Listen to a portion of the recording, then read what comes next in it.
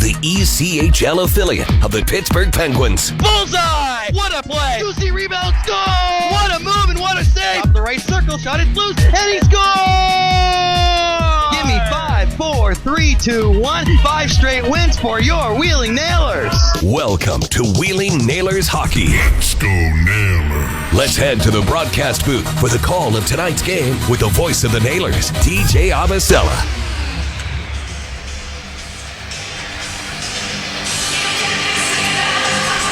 It's a Sunday afternoon contest as the Wheeling Nailers and Indy Fuel get set to do battle for the first of their 13-game season series. Hello, everyone. Welcome inside the Herb Electric broadcast booth. High above the ice at West Banco Arena. I'm DJ Vassell alongside of Isaac Basinger. And wow, Isaac, Tyler Drevich and Riley McKay look like they want to get things going before the puck's even dropped. Well, does that really surprise anyone here that knows Tyler Drevich and the bad blood between the Wheeling Nailers and the Indy Fuel? So it's great to see that they're picking up right where they left off. The Nailers in the black uniforms with the white numbers and letters on the backs and sleeves. They go from left to right. The Fuel in the white uniforms with the black numbers and letters on the backs and sleeves. They go from right to left.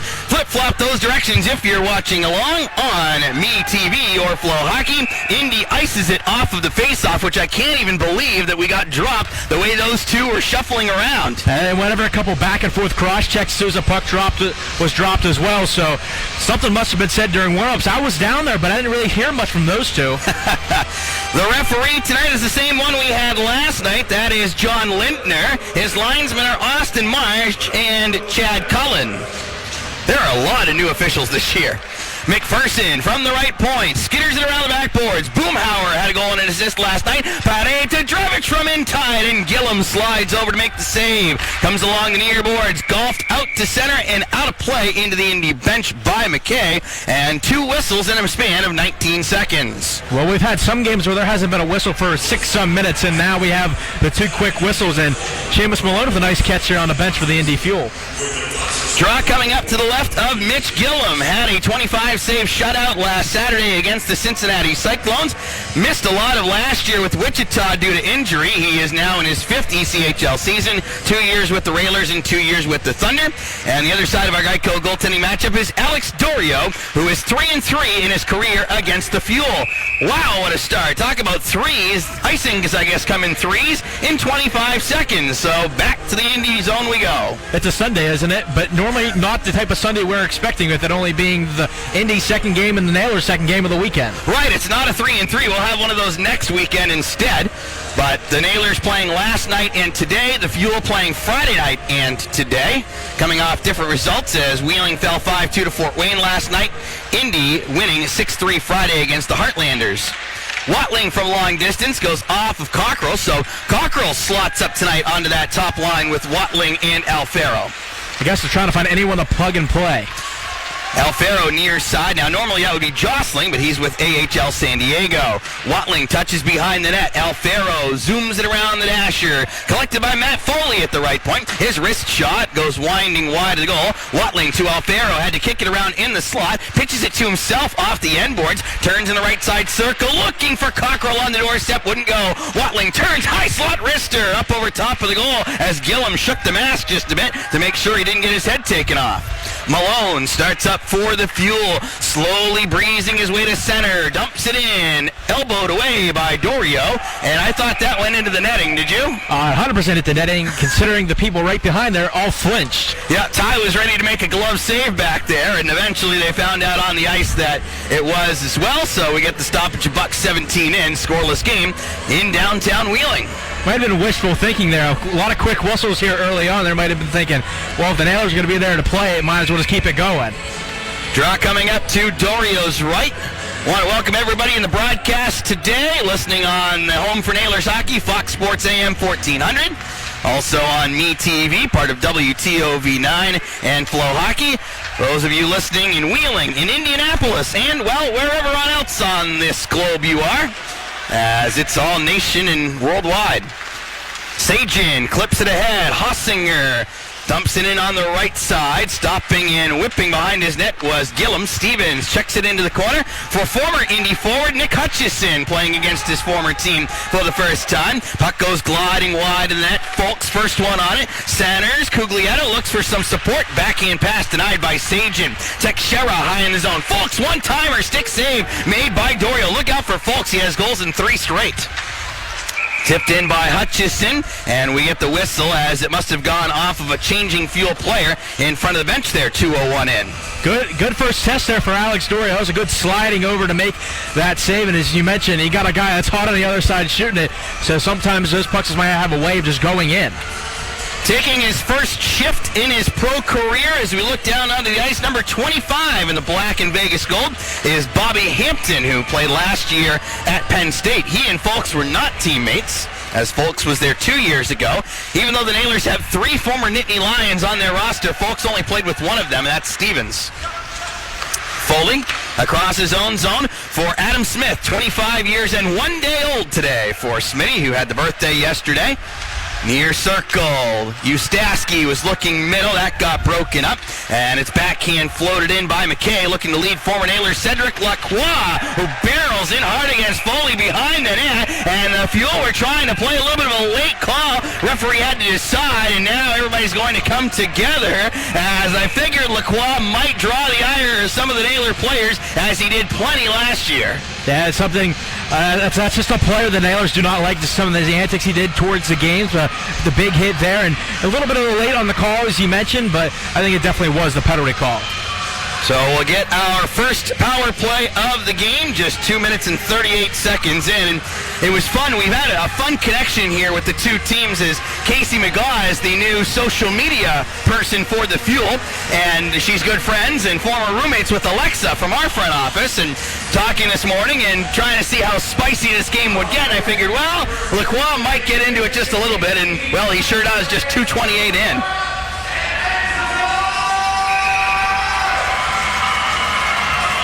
2:28 the time. Did you see the signal on that one? I did not, but they put it down as a cross-check. Okay, I figured that or a board, one or the other.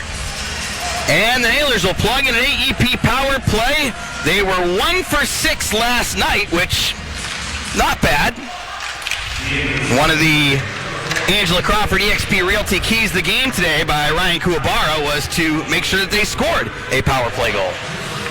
Watling blazes it around the end boards. Maniscalco, far side of the trapezoid, skips ahead with it on the left side, backhands it slowly to center. Watling pumps it in, far side corner. Hossinger on the attack, far side corner, rolled it back towards the point. APAP got a stick in its path to Maniscalco, and he's able to dribble it softly across center ice the other direction. Alfaro pitchforked away by Keone Teixeira, who plows ahead for Indy. Drop pass, APAP right circle wrister, twisted wide of the net. Teixeira has it jammed off his tape by Hutchison. Hossinger along the near side boards. Ike in the battle. Hossinger and Alfaro there for Wheeling. Trying to drag to the middle. Turnaround shot. McKay got blocked, and it goes right to C.J. Ike, who turns it to the backhand and shovels it in. A short-handed goal for Indy gives the Fuel a 1-0 lead at 3:21 in the first. Andy with a lot of pressure on that play. Nailers weren't able to just get everything going, couldn't get out of their own defensive zone right in front of the net. Unfortunately, the block shot leads to a perfect opportunity, almost as a perfect pass. Nailers were in a tough situation defensively, as they had some forwards trapped in the corner trying to get out of their own zone. Obviously, on the power play, you're typically looking at a 4 forward and 1D setup, but you got to credit Indy's forwards on the PK there, McKay and Ike, who made that goal happen, with Ike ultimately being the one who lights the lamp. So the Nailers will play from behind, but 4 of Wheeling's first 5 games have featured lead changes, so it's not the end of the world, as McPherson comes in with a wrister from the top of the right circle, gloved by Gillum, and then courtesy of Zulsdorf, McPherson ends up in the net, and holy smokes, this could be a very, very long afternoon if every single whistle features this. It definitely can, and it's crazy it seems like this happens every single whistle whenever these two teams play. I expected it more with Fort Wayne, but yeah, it seems like when it's the Nailers and the Fuel, it's every chance they get. McPherson goes off for the Nailers. For the rough, And he's going by himself. Okay, then. So getting thrown into a net's worth nothing these days, huh? Okay, got it. I'll chalk that up. So he was obviously just seeing the replay on the video board. It was obviously just pushed directly in. All right, so we'll go 4-on-4 for 57 seconds. McPherson the rough at 3:31. The shorthanded goal was Ike's first from McKay at 3:21 to give the Fuel the 1-0 lead. Draw to Dorio's right as Hutchison and Cuglietta will tangle for it. Smith winds up behind his own net, tried to turn up the left side, reverted, goes to Foley on his right. Up ahead, Hutchison got bumped into by Chaika, who is a very large glass of water out of Belarus at 6'5", 223 pounds. Spencer Watson on the far side, tried to curl it around for Chaika. That got broken up. Here comes Hutchison plowing down the right side on his backhand. Wheels around the back of the net. Foley there to help at the point if he needed him. A turnaround though, and Cuglietta has open skies ahead. In on the right side, wrist shot save made by Dorio. Dorio, great job to square that one up and make this save, but also good hustle back by Hutchison as well. Could easily quit on the play. Was able to come back and make Cuglietta shoot that one a little bit further back than what he probably would have won up. I saw what Wheeling was trying to do there. Foley was trying to lend that support and then also go to his one-time side, try and set something up like that on the 4-on-4. However, tough spot to make that pass very high in the zone, and if you're not going to be able to put it tape to tape, maybe that's one where you just try and explore the zone again rather than try and force it, but a big stop there by Dorio to keep it a 1-0 Indy lead. Maniscalco spikes it in deep near side corner. Drevich in a collision with Chaika. Maniscalco has it swiped away by Lee. Off the end boards, Chaika has it there. Drevich plows him down to the ice as it's taken away by the Fuel. Lacroix comes out of the box, so the Nailers now on a project best penalty kill for right about a minute, as they go 0 for 1 on the power play and give up a shorty. Heffley, he's wearing 10 instead of 7, so a late number change there for the Fuel, as Fultz winds things up, pressured by Boomhauer, who knocks down Malone, and because it changed possession, the Nailers are guilty of the penalty. And now Boomhauer and Fultz have some shoves. Boomhauer tucked the puck into the net, and Gillum was less than thrilled at that, so he loads it up at Boomhauer. It's going to be one of these days, it looks like. One of these days. 13 games of this. Are you serious? Crazy thing is we were saying 19 and 20 last year. Seriously. So it's going to be a 5-on-3 to kill for the Nailers for 41 seconds. And we already see a timeout on the play. Wow.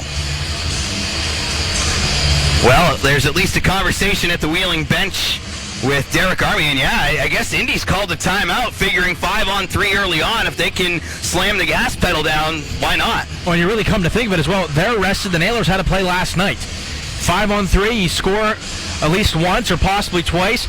This Nailers team, you don't know what they're going to have putting out the rest of the game. Obviously, you got a chance to go up 2 goals early on, and that could be huge for the Fuel. No question. So 2 completely different scenarios during the timeout as Derek Army was talking with Lindner, the referee. Now the Fuel and their assistant coach Duncan Dalmeo, who is designing the power play, alongside head coach Doug Christensen. They'll get their explanation from the referee Lindner, who's probably telling both teams, I really don't want to have to keep yanking guys after whistles. I doubt he doesn't want to do that either as well, but it's kind of part of the game. When you play the team this many times, there's just bad blood. So it was a trip on Boomhauer at 4:50 as we continue with the project best penalty kill, the 5-on-3 for the Fuel. Hossinger, Smith, and Foley start as the trio defensively for the Nailers. Smith kicks it around, backhander up the boards, bodied away by Malone at the left point. Gives over to Lee, center point. Malone on his left, explores high in the zone. Fultz, left face-off dot. Back to Malone, straight away, works to his left. then deposits right for Lee. He turns the corner and goes all the way high on the left into the bottom of the circle, spins back with it, gives to Fulks up top, straight away. Malone far circle, 10 to go on the 5-on-3, and Malone tried to dish deep for Heffley but missed. Lee exchanges positions, gets on his one-time side, straightaway wrist shot, score, in on the glove side, and that'll be really close to see the timing of it as McPherson leaves and Boomhauer does as well, so just barely a 5-on-4 goal perhaps, but it's 2-0 Indy on the power play strike. As they're getting the conversation right now as Boomhauer is leaving the box now, but not many shots on the 5-on-3. I guess you get them the 5-on-4 goal, but they try to get the one chance in front, but they get the one that counts. That was right on the number. McPherson was at .331. The goal was at .531. So that was literally as close as you possibly could get. And I think they're just conversing the referee and linesman to make sure. But it will go back to 5-on-5.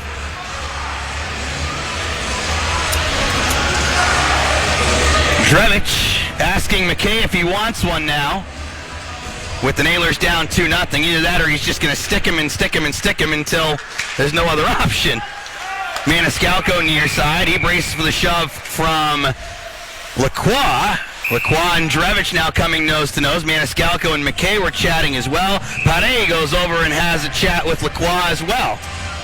Yeah, Lacroix came out of nowhere to start to get into Drevich there, and I think Drevich is starting to, he gets a little bit of the feeling here. He's the one that's going to be in that after whistle confrontation, but I think he realizes now he must have heard the news, like, okay, we're not going to put ourselves on a penalty kill yet again. No tip on that shot by Lee, straight in from the point. Hey, McKay threw his glove off before the puck even got dropped. And is he going by himself? Yes, he is. How about that? Tyler Drevich +1 in the drawing penalties department, and the Nailers will plug in an AEP power play for that. We're not done yet here. Now Lacroix wants Pare or Boomhauer. That'd be the one. My money would be on Boomhauer versus Lacroix. That's the one I want to see. That'd be a pretty good one there. That might be a championship bout. They're both triple-digit penalty minute guys in their careers. Okay. Boomhauer's 5'11", 215. Lacroix 6'1", 185. So they're in similar size classes. Boomhauer a little bit more weight. Lacroix a little bit more height. That would be the one I would pay money to see. At this rate, we might see it 3 times. Very possible. 5:35 the time on McKay for unsportsmanlike conduct, and, well, wouldn't that be a great opportunity for the Nailers to try and cut this to a 1-goal game. Watling down to Hutchison. Maniscalco, center point wrist shot. Swallowed up by Gillum as Hossinger was knocking on the door looking for a potential rebound. Yeah, Hossinger just wasn't able to get it over there soon enough from the shot from Maniscalco. It was very close to Hossinger getting it right there, but Gillum was right there able to reach out with that glove and hold on to it. 2 goals, 4 penalties, and lots of whistles in the first 5:45. And we haven't even reached the first media timeout yet. It has taken us 17 minutes to play 6 minutes, as they have 4:11 as the start time on the sheet. Long dump in, sticked away by Dorio. Maniscalco goes to pick up the puck behind his net and starts to trudge forward. The drop pass goes to Hutchison on the right side. He blows his way through on the right. Alfaro along the right wing half wall. Bank pass to Maniscalco at the right point. Feeds it off to Watling at the right circle. Spiraling his way low. Look toward the slot for Alfaro. And Laguerriere threw a mighty check along the near boards. Fuel able to snag it free. Teixeira from Malone. Comes ahead on the right side. Works his way towards the corner. Hutchison gets in the way of that. Ties up with Teixeira. And it's Maniscalco who grabs free. 1 minute to go on the power play. 13:24 to go in the first. It's 2-0 Indy on a shorthanded goal by C.J. Ike and a power play goal by Mike Lee. Maniscalco Feeling the pressure coming at him by Ike. Nailers get it ahead. Alfaro to Watling on the left side. Curls it off. Hossinger picked off by Ike. Bottom of the far circle. Scrubs it ahead. Lacroix chops a backhander through McPherson. Wide of the net. Dorio sets off for Hutchison to start the break. Hands off to McPherson. A goal scorer last night. His first in over 600 days. Both guys last night scoring for the first time in over 600 days. Now Brandon Sajin makes his way to the high slot, and his low sizzler is gloved above the leg pad by Gillum. I think the Nailers here staged with a good shot, but get a little bit organized here, win this draw, make the most of this last 21 seconds. Indy's done a very good job on the penalty kill so far. 21 seconds to go on the Naylor power play, and 12:46 remaining in period number 1. 2-0 for the Fuel.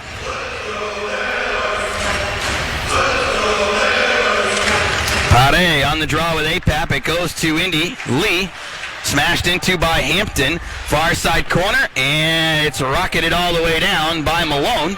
Dorio in the trapezoid flings over to Sajin on the right side. Got it up for McPherson. Curls through the center circle. Stevens on the far side. Bumped into by Lee. Chaika drives it around near board. Sajin on the backhand working against Malone. Flings it behind that. Pare continues the cycle for Stevens. The penalty to McKay is over, so the Nailers are 0 for 2 on the power play. And McKay takes the puck on the far side. Dusts it off. Gives back to Lee, who spins and gives over to Chaika on his left. Darts it across. McKay looking to get in right side. That extra stick handle put teammates in offside, but the Nailers leave the zone, so no whistle comes as Folks gets knocked down in center. Fuel regroup. Teixeira crosses zone line for Chaika. Drevich running at him as he dumps in. Dorio gets a piece behind the net. Splattered up the near wall by Maniscalco. Cockrell cruising ahead. Far side feed. Drevich getting in. A backhander tip just wide by Cockrell. Matt Ustaski in his Nailers debut chases down near side. Bottom of the right circle. Drevich trips it just wide. Out to Smith at the left point. Down the boards Cockrell. Cycles deep. Ustaski jostling there with Teixeira. Ustaski uses his body to protect the puck well. Maniscalco, a right point shot through traffic, and a sharp save with the stick there by Gillum as he had Drevich right in his kitchen. Fuel bumping up the near side boards. They look to explode ahead. Cuglietta in. Wanted to go middle to Fultz, but a good denial there by Jared Cockrell getting back defensively. Alfaro tries to dip, duck, dive, and dodge through Teixeira. Can't get through. Maniscalco laid out on the play. Got the puck over to Alfaro on the right. Slides all the way deep. Hutchison looked to drag middle. That gets blocked away. Watling pokes out to the left point. Foley hammers it down the wall. Watling turning away from Spencer Watson. One-timer by Alfaro, and the D gets in the way of that. Alfaro shouldering far side. Watson kicks it into the zone. Had a man going to goal now. Teixeira rings it off the right post, and then rolling up off Dorio off the crossbar, and out of play is Malone. Well, a very exciting part of the first part of the game there. Fortunate for the post there. 10:32 to go in the first. 2-0 Indy on the Nailers Broadcast Network, presented by Main Street Bank. It's good to have options when choosing health coverage. For yourself, for your family, or for your employees. And you've got options. With the health plan. Known for exceptional service and support. With a nationwide network of physicians, flexible coverage options you can count on, and competitive rates you'll appreciate. The health plan. Plan on it. Learn more at healthplan.org. Do you want to learn more about West Liberty University? Then register for one of our Black and Gold Days. You'll learn about the admissions process, financial aid, and housing, plus get details about your intended major. You'll even be entered for a chance to win a $1,000 scholarship just for attending. It's everything you need to know. Get registered for our November 11th event at westliberty.edu/visit. Visit, tour, connect at West Liberty University.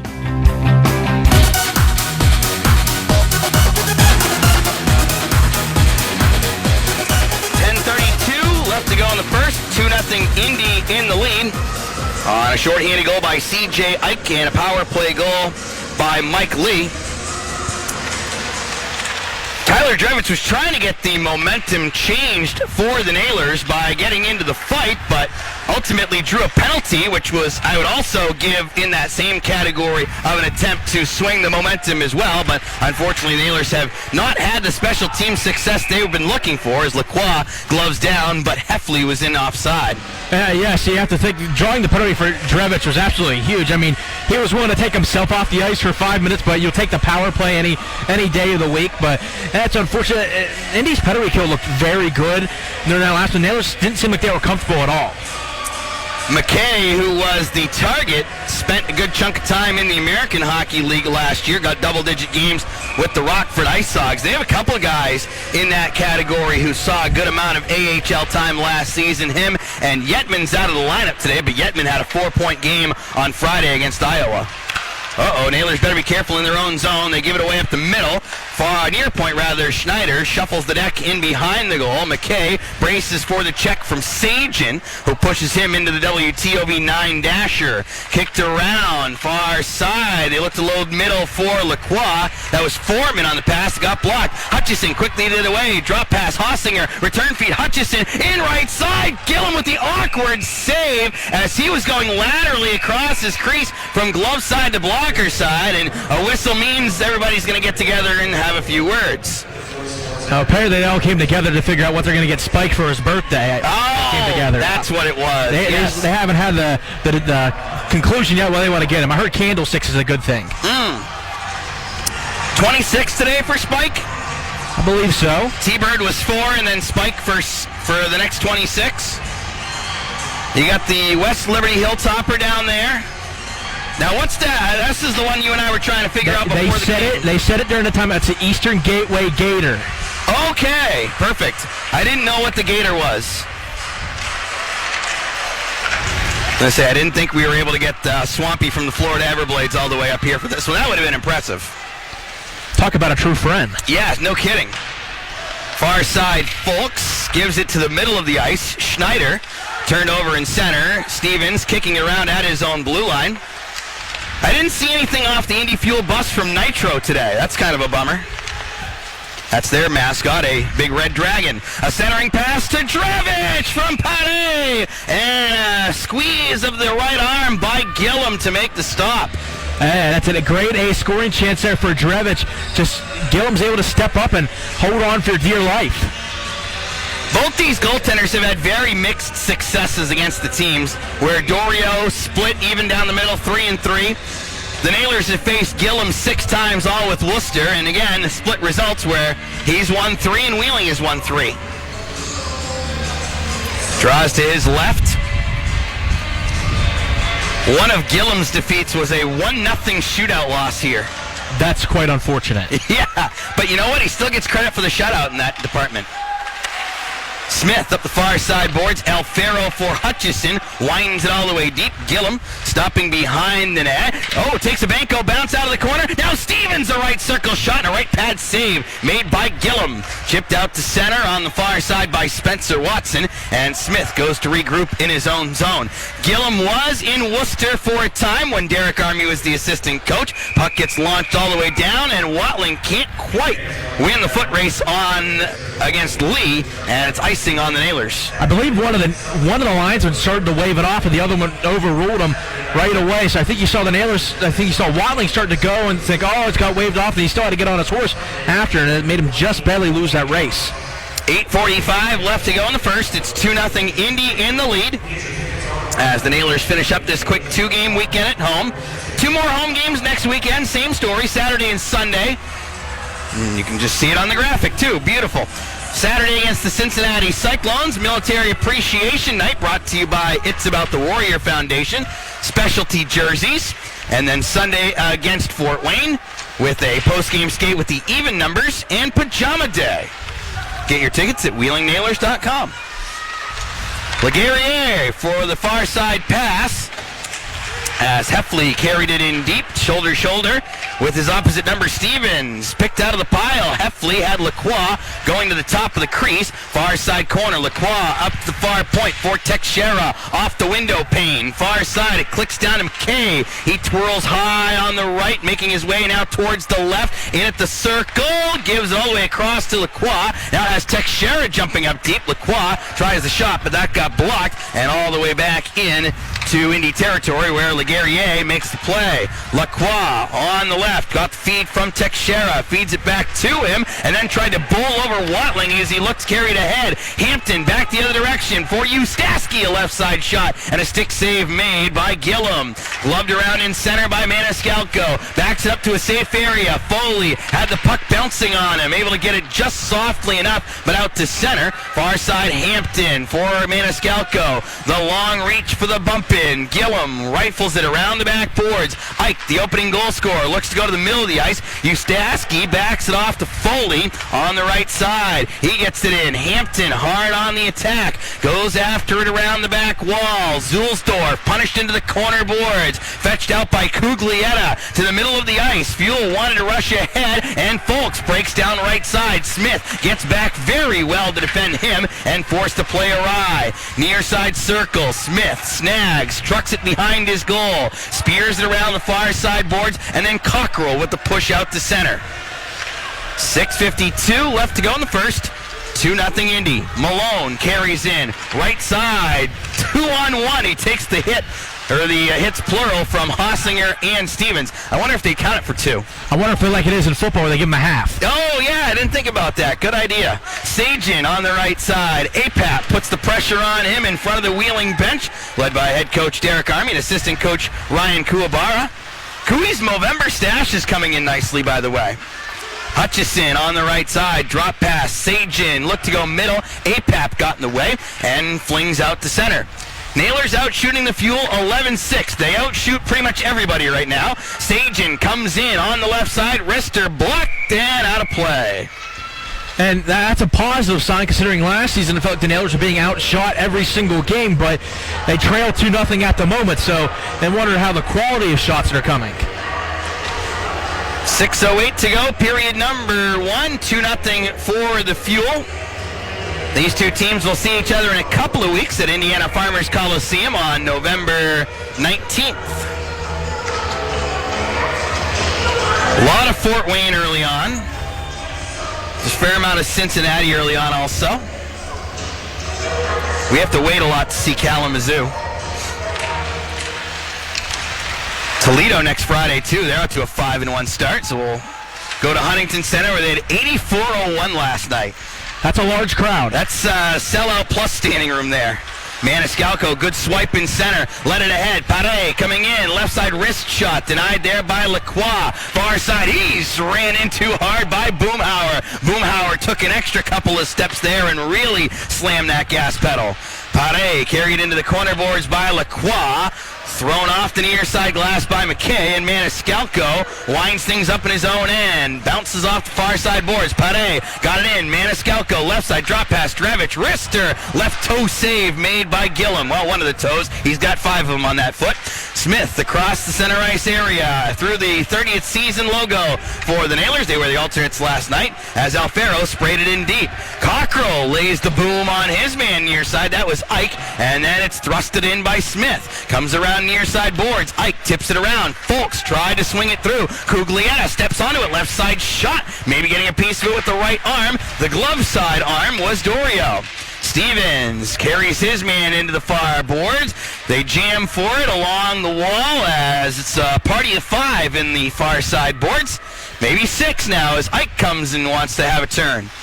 Stevens has it pinned pretty well as Laguerriere bounces it around. Watling blasts this one ahead. Cockrell, he tried to play himself onside, but his feet were in first, and it's got to be the stick first. It was very close, but he tried to do a good job there. Just wasn't able to keep himself onside. 4:36 to go in the first. It's 2-0 on the Fuel on the Nailers Broadcast Network, presented by Main Street Bank. Are you looking to purchase your first home, refinance your current mortgage, or need money for home improvements? West Banco is lending special first-time home buyer loans with low down payments and no PMI, down payment assistance programs, FHA, VA, home improvement, and conventional loans, all designed to meet your needs. West Banco has lending professionals who will take the time to explain all the details and help you through the process. Call or stop by one of their local branches for more details. West Banco Incorporated, an equal housing lender. Ready to plant a tree, break ground on that new addition, or make a repair beneath the ground? Before you dig, make the call that can keep everyone safe. Call 811. It's a free call, and it's the law. Call 811 and they'll make sure the utilities in your working area are marked so your project doesn't disrupt any services or endanger lives. It's free. Make the call. It's the law. Dial 811. Sponsored by 811. Left to go in period number 1. It's the Indy Fuel with a 2-0 lead over the Wheeling Nailers. Intermission coverage will have the ECHL Plays of the Week narrated by Fuel broadcaster Andrew Smith. And we'll also have our player profile segment, which was Sean Jostling right before he got on a plane and went to San Diego. Good timing. Boy, if I had that power to do an interview and just get a guy up to the AHL, I think they'd all just be running to do an interview with me. Sagen out to the right point. McPherson, a low wrist shot save. Gillum, rebound, they dig away. Can't find it. Gillum's got it smothered. Gillum had it at first and lost it. The Nailers were able to rake it away, but he's able to regain it and find it and hop right on top of it. 13th shot of the period for the Nailers. 6 so far for the Fuel. Well, I'll tell you what, my analytic number of shooting percentage and save percentage are not going to be the friendliest, but the Nailers, they just don't give up shots, and it seems like when they do give up some pretty good quality on those chances. And it's unfortunate as well that that's the case. Hey, you look at the first 2 goals tonight by Indy, and Ike was literally right on the doorstep and just made the quick fake to the backhand and roofed it. And then Lee, what I'm guessing is body's in front because it went straight through low on the left side. Yeah, and that's a quality power play goal. If that's how you're going to draw one up, that's how it's going to be. McPherson, backhand blocked. You know, that's Indy's 5th goal by a defenseman, fourth goal by a defenseman in the last 2 games because they went D crazy on Friday night at home against Iowa. Sagen put Zulsdorf offside, so we get the stoppage. And you can tell that they score a lot of defensive goals, as you mentioned, because we've seen Keone Teixeira plenty of times. He's below the behind the cage trying to get the puck out a couple of times. So he steps up, and they just step up to fill lanes. Yeah, it was 3 on Friday. Laguerriere had one in the first period, Chaika had one in the second, and Schneider had one in the third to complement Folk's 1 and Yetman's 2. Fuel control. Schneider pulverizes this along the dasher boards. Smith had Boomhauer getting bodied by Lacroix and then dishes over to Maniscalco on his right. Looking ahead, the tip by Drevich as it loads into Indy territory. Zulsdorf back to protect there. Near side board. Schneider gave it away. Drevich tried to go back towards the pile, and that got blocked. Far side skating ahead for the Fuel is Foreman. He gets the big hip check from Smith. Far circle, McKay's shot denied. Drevich immediately goes after Zulsdorf along the far side corner boards. McKay trying to spin out of the pile. He's with Zulsdorf. Maniscalco an extra couple of shoves. Comes across to Schneider. Left point wrister dips aside. Goes all the way to the far point. Zulsdorf has it there. Look to ladle it deep. Maniscalco gets in the way. Puts a pop-up into the air. What's that game on the playground? 500? Where you throw it up and get however many points when you catch it? I've honestly never played that game. Oh, that was great. Everybody's got cell phones nowadays, right? In the far side corner, Stevens, and now some shoving in front of the Wheeling bench. And who would you like to select and for how many? Tyler Drevich is one. Interference is the call on Drevich. Not very often when they blow the whistle when the guy's already on the bench. So Tyler is now back to even in the penalty department. Drew one, took one. This is a very odd sense when the whistle got blown, because it wasn't like he was the first guy on the bench. He was 2 guys deep. Can I just tell you, this is a very uncomfortable game right now? Yes. 17:08-2 for interference as the Nailers go to a project best penalty kill for the 3rd time. It felt like we were getting into a little bit of a flow, and now it's like, are we going to go down the penalty path again? And you really don't know, like, after the whistles what it's going to look like either. It was a tail before the first media timeout to after. Yeah. Before the first media timeout, it was whistle, whistle, whistle. And after that, it opened up for a while. Lee charges through, then drops it back to his own line for Fulks. Coming in near side corner boards. Fulks look to drive it back to the point. Cockrell drives it all the way down the ice, or maybe not, as it lands in the Indy bench and out of play. Fulks. That's more of a friendly thing with Stevens because they're college teammates. And I saw them talking to each other around center ice before the game as well. Fans will probably think otherwise, that they're legit mad at each other, but I don't think they are. 132 on the kill, 2:24 remaining in period 1. The Fuel lead the Nailers 2-0. Draw to Dorio's right.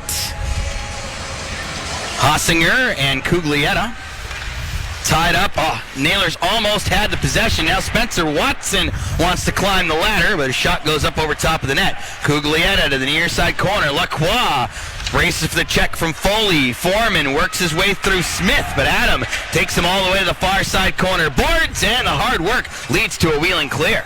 That was a great job there by Smitty. He was able to just come up, put good pressure on, and eventually force it out. Watson attacking forward, broken up and cleared by McPherson. Cliff Watson is up in the American Hockey League, so I don't have to do the first name thing if I don't want to, but boy, am I still accustomed to doing that, and I believe I did see the S. Watson on the back. Yep, there it is. Spencer's jersey. Teixeira, far side, defended along the wall by Alfaro. Comes up to the front of the benches. Alfaro and Malone got in each other's path. Teixeira then heals the pass, and the Nailers get the easy clear. Now, you'll take plenty of those because you don't get many of them where the puck just comes directly to you. A little present right on the tape. Malone. Backhand across, Apap comes charging in left side, then jams on the brakes as McPherson fronted him. Puck goes hopping off the front of the dasher in front of the Nailers bench, but stays in play. Now Lee gives Cockrell a little extra. Heffley to Fulks, right circle, curving below the dot, now behind the net, squeezes it out left point to Lee, over to his right. Malone one-timer, missed the target. Could this start a Nailer breakout? Hossinger lunges at it near side, wanted to get it in for Drevich, but got denied, and Fulks comes steering up the other way. Far side pass. Heffley tipped towards the net by Apap. That missed the target. Near side Hossinger, the aerial flip. Glove down by Chaika. Has Cockrell to contend with. Hossinger in front of the wheeling bench. Wanted to drive on through. Glove down by Chaika in his own end. Lee fakes one way, swirls it the other way. Near side, McKay with the dump in. Hossinger chatting with Lee. Do you want it? Do you want it? Do you want it? Puck is in the wheeling D zone, and apparently Lee said no. That's unfortunate. Smith for Maniscalco, cruising along near side boards. McKay high on the left side, hammering it all the way along. Ike turning it to the point to end the period. So unfortunately, we don't get to see Cam Hossinger's first pro fight just yet. Again, at the rate of how this game is going, you're going to see some gloves hit the ice, I believe. Nailers have asked for it on a couple opportunities. They almost got the one as a glove got dropped. But before the face-off took place, Matt Alfaro is going to go have a conversation with John Lindner, the referee. But the Nailers find themselves in a 2-0 hole as we make our way into our first intermission. So, a couple special teams goals. One area that definitely plagued the Nailers last season was those special teams, so that's something they will hope to get turned around as we go. It's only, of course, Game 6 of the season. But coming up, we take a drive with Whitesides. Wow, still a chat with Alfaro, Malone, and the officials. And they can't start the intermission clock until it hits 000. Or not until it hits 000, but until all the players are off of the ice. So, coming up on the Whiteside's intermission report, we'll have a recap of period number 1. I think we'll go plays of the week from the ECHL, courtesy of Andrew Smith, when we come back on the Nailers Broadcast Network, presented by Main Street Bank. What does Main Street Bank mean to you? Well, Main Street has extended hours every business day, and they're open most holidays. Their new checking and savings accounts are really good. The balance requirement is very low, and they have online bill pay and debit cards right away. Plus, they have no fees or low fees. Great service, higher interest. That's money in the bank. The right bank. Open your checking and savings account at Main Street Bank. You deserve a bank this good. Member FDIC, Equal Housing Lender. Purchase your seat in the spotlight at the historic Capitol Theater in Wheeling. This is a once-in-a-lifetime opportunity to celebrate your family, your business, or the memory of a loved one. The name or organization you choose will be engraved on a plate on the seat of your choice, subject to availability. For nearly 100 years, the Capitol Theater in Wheeling has hosted the world's greatest entertainers. Find out more about your seat in the spotlight online at capitoltheaterwheeling.com. Wheeling is waiting for you. J&D Waterproofing. Don't cry. Call 1-800-VERY-DRY. J&D Waterproofing has proudly served the tri-state area for 80 years. To celebrate 80 years in business, they're offering 8% off all services. Waterproofing, foundation repair, their patented full-wall anchor, roofing, gutters, and more. They offer free estimates. J&D Waterproofing, locally owned by the Belanti family for 3 generations. J&D Waterproofing. Don't cry. Call 1-800-VERY-DRY. There are 30 reasons you got to get back to Nailers hockey. One is getting a great deal for your entertainment dollars. And the Big 6 game plans are the perfect way to do it. Starting as low as just $18 per ticket. With a Big 6 game plan, you'll lock in your seat for our biggest and best promotions of the season, including opening night and Penguins night. The best games, the best seats, the best price. Gotta get back to Nailers hockey. Opening night November 6th. Call 304-234-GOAL or go to WheelingNailers.com.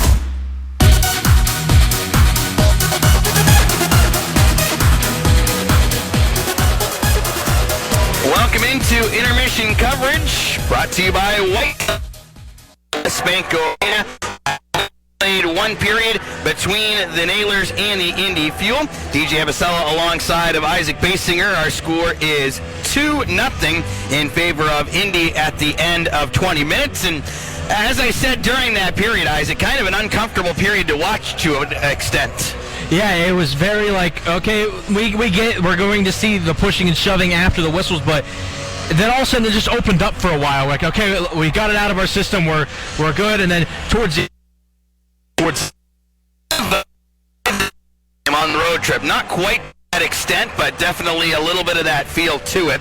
And we look back at that first period with the period recap, and the Nailers get a power play early on as Cedric Lacroix got called for a cross-check on a very hard hit behind the net, but instead of capitalizing on the power play, the Nailers found themselves trailing on a short-handed goal. Yeah, not able to get it out of their own defensive zone and to set up perfectly on a tee. Forwards got trapped back defensively. Riley McKay, CJ Ike, the forwards for Indy. They're the catalysts on this play as they're able to work hard, draw the puck in their favor, and Ike gets rewarded with the goal as he goes forehand, backhand, and over the sprawled out Dorio as he gets goal number 1 on the season from McKay at 3:21, making it 1-0 for the Fuel.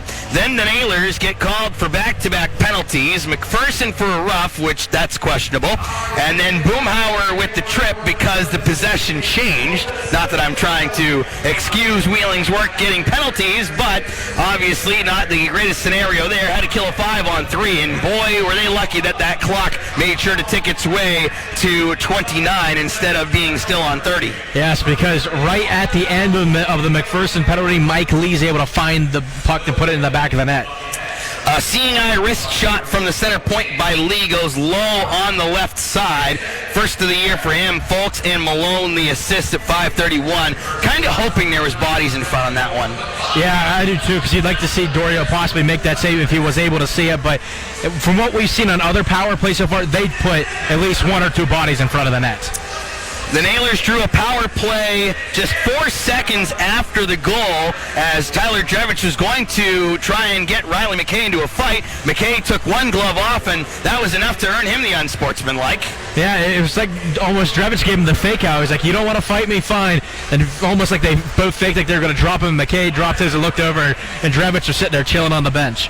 The Nailers got the power play, couldn't do anything with it, and then the game kind of quieted down for a while there, and ultimately it stays 2-0 into the intermission. Power plays, the Fuel are 1 for 3, plus they have a shorty, and the Nailers are 0 for 2. Shots on goal, though, again, Nailers fully in control at 13-6. All right, there's not much more you can ask for in the shot department. You just need one to go in. I'd love to see the shot chart and just kind of see if they're getting the quality that they're looking for. That's my one curiosity right now. Same here, because that's one thing you always ask for. Like, well, last year the Nailers, we didn't get a lot of shots, but they got a lot of quality shots when it really came down to it. Now the Nailers are getting the shots. We got right off the top of my head, I can't say 100% they're all quality shots. Yeah, 59 out of 61 for the goalies in the last 4 periods is great and all, but I don't want to give all the goalies all the credit in the world. Like, you got to ultimately break through them at some point. 2-0 Indy is our score after one. Andrew Smith of the Fuel narrates our ECHL Plays of the Week next. The Nailers Broadcast Network, presented by Main Street Bank. Have an adventure at Wheeling's historic Center Market. Discover a unique mix of specialty shops and quality eateries and events. Find the unexpected at Center Market. Treasures like art, antiques, coffees, wine and craft beers, cigars and fine olive oils, to fresh seafood, local gifts and foods, jewelry, vintage decor, toys and clothing. Meet, eat, and explore at this iconic shopping destination. Experience Wheeling's historic Center Market. Tonight's game is brought to you by the ECHL, celebrating its 34th season of affordable family entertainment. The ECHL would like to recognize the following league sponsors: AMI Graphics, official signage provider; Athletic Knit, official jersey supplier; Baron Rings, official championship ring supplier; BFL Canada Insurance and Sutton Special Risk, sponsors of the 2022 ECHL Hall of Fame induction ceremony; Flow Sports, the exclusive streaming provider of the ECHL; Geico, official auto insurance of the ECHL; The Fairley Group, official commercial insurance provider; Handbid, the official mobile auction app; Honig's, the official partner of the ECHL officiating team; Howie's Hockey Tape, official hockey tape and lace provider; In Glasgow, official puck provider; Migray Group, your source for game-worn jerseys; Sideline Swap, official online marketplace of the ECHL; and Warrior, exclusive on-ice equipment provider of the ECHL and title sponsor of the 2022 ECHL All-Star Classic. Catch all of the ECHL action live in high definition by logging on to flowhockey.tv. I started using when I was 13. Taylor is in recovery from an addiction to prescription opioids. It was like, oh, well, they're medications. They can't be that dangerous. My perception was once you stop using, like, that's it. Your life is over. I didn't even realize that I needed help until, like, the day that I got arrested. I have been able to accomplish a lot in my recovery. I just want to be happy, and I want to thrive in my life. If you or someone you know is struggling, there is hope. Recovery is possible. Visit cdc.gov/RxAwareness.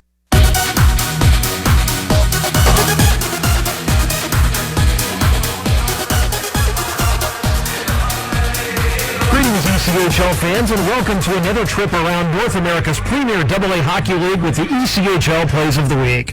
I am Andrew Smith, the voice of the Indy Fuel. The second week of the 2021-2022 ECHL season featured a number of outstanding moments. We begin in the North Division, where Patrick McNally provided the overtime heroics for the Reading Royals Saturday at Adirondack. With fatigue setting in near the end of the extra session, the 6'2" McNally decided to become the hero. Here's Dylan Coyle on the Royals Broadcast Network. Left circle, a slapper, saved by Nagel. Oh my goodness. So many tired bodies right here. McNally back out on the 3-on-3. Moves with speed, cuts backhander, score!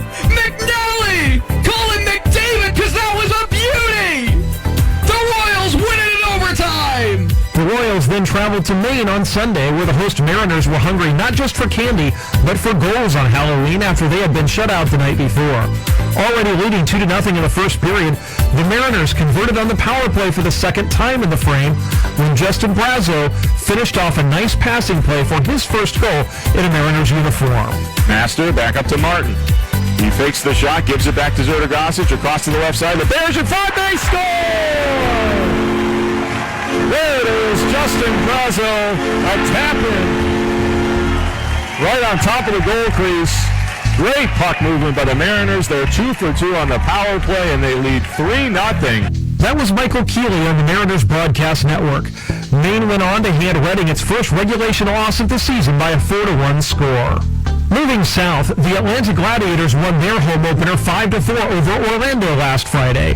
Hugo Waugh led the way with 2 goals, including this backhanded wraparound in the third period. On the right wing, Nogard skating in. He stops and shoots one wide. Nesbitt picks it up. Backhander picked up by Waugh. Wraparound chance. He scores! Number 2 for Hugo Waugh. That's 5-1. That was Mike Folta on the Gladiators Broadcast Network. Waugh's performance marked the first 2-goal effort of his professional career. The Norfolk Admirals and Florida Everblades played a 3-game series in Southwest Florida last week. The Everblades posted their first win of the year on Wednesday in come-from-behind fashion. Here's Mike Kelly on the Everblades Broadcast Network. Everblades, Jake McLaughlin playing it ahead, working it there, and on the move now is Pendenza driving the net, and a pair save made by Warm. Centering feet, scores! After the Admirals won the second game, the rubber match of the series went to a shootout. Going into a scoreless final round, Norfolk defenseman Eric Williams was tapped to be the final shooter, and this happened. Williams to the left, now to the middle. He has speed. Fakes the slapper, takes the shot, and scores! Eric Williams goes upstairs over the glove of Olechka, and the Ads have the lead in the shootout. Eric Williams, you are money! That was Weston DeWitt on the call of the Admirals Broadcast Network. Dylan Wells would deny Alex Aliardi shortly after to give the Admirals the win. Williams has been lethal for Norfolk this season, scoring a point in every game he has played. On Friday night in Boise, moments after cutting a 2-goal deficit down to 1, the Rapid City Rush won the ensuing draw and sprung Chase Harrison down the right wing. He flipped this wrist shot top shelf to tie the game. It was the second of 3 unanswered goals that powered the Rush to a come-from-behind 5-4 victory over Idaho. Here's Brian Gardner on the Rush Broadcast Network. And Stephen Bayless has brought Rapid City back within 1 and given the Rush some life. Off the ensuing draw, here comes Harrison! He scores! Chase Harrison, and the game is tied. 2 consecutive shots and was squared 4. The next night, the Idaho Steelheads closed out the month on a high note to split the weekend with the Rush, as they battled back to claim the first overtime win of the season. Rookie sensation Evgeny Aksenchuk had a big weekend, posting 5 points, including this game winner in overtime, just 7 seconds in. We're underway in overtime. Picked up by Aksenchuk off the faceoff. Ripped one. He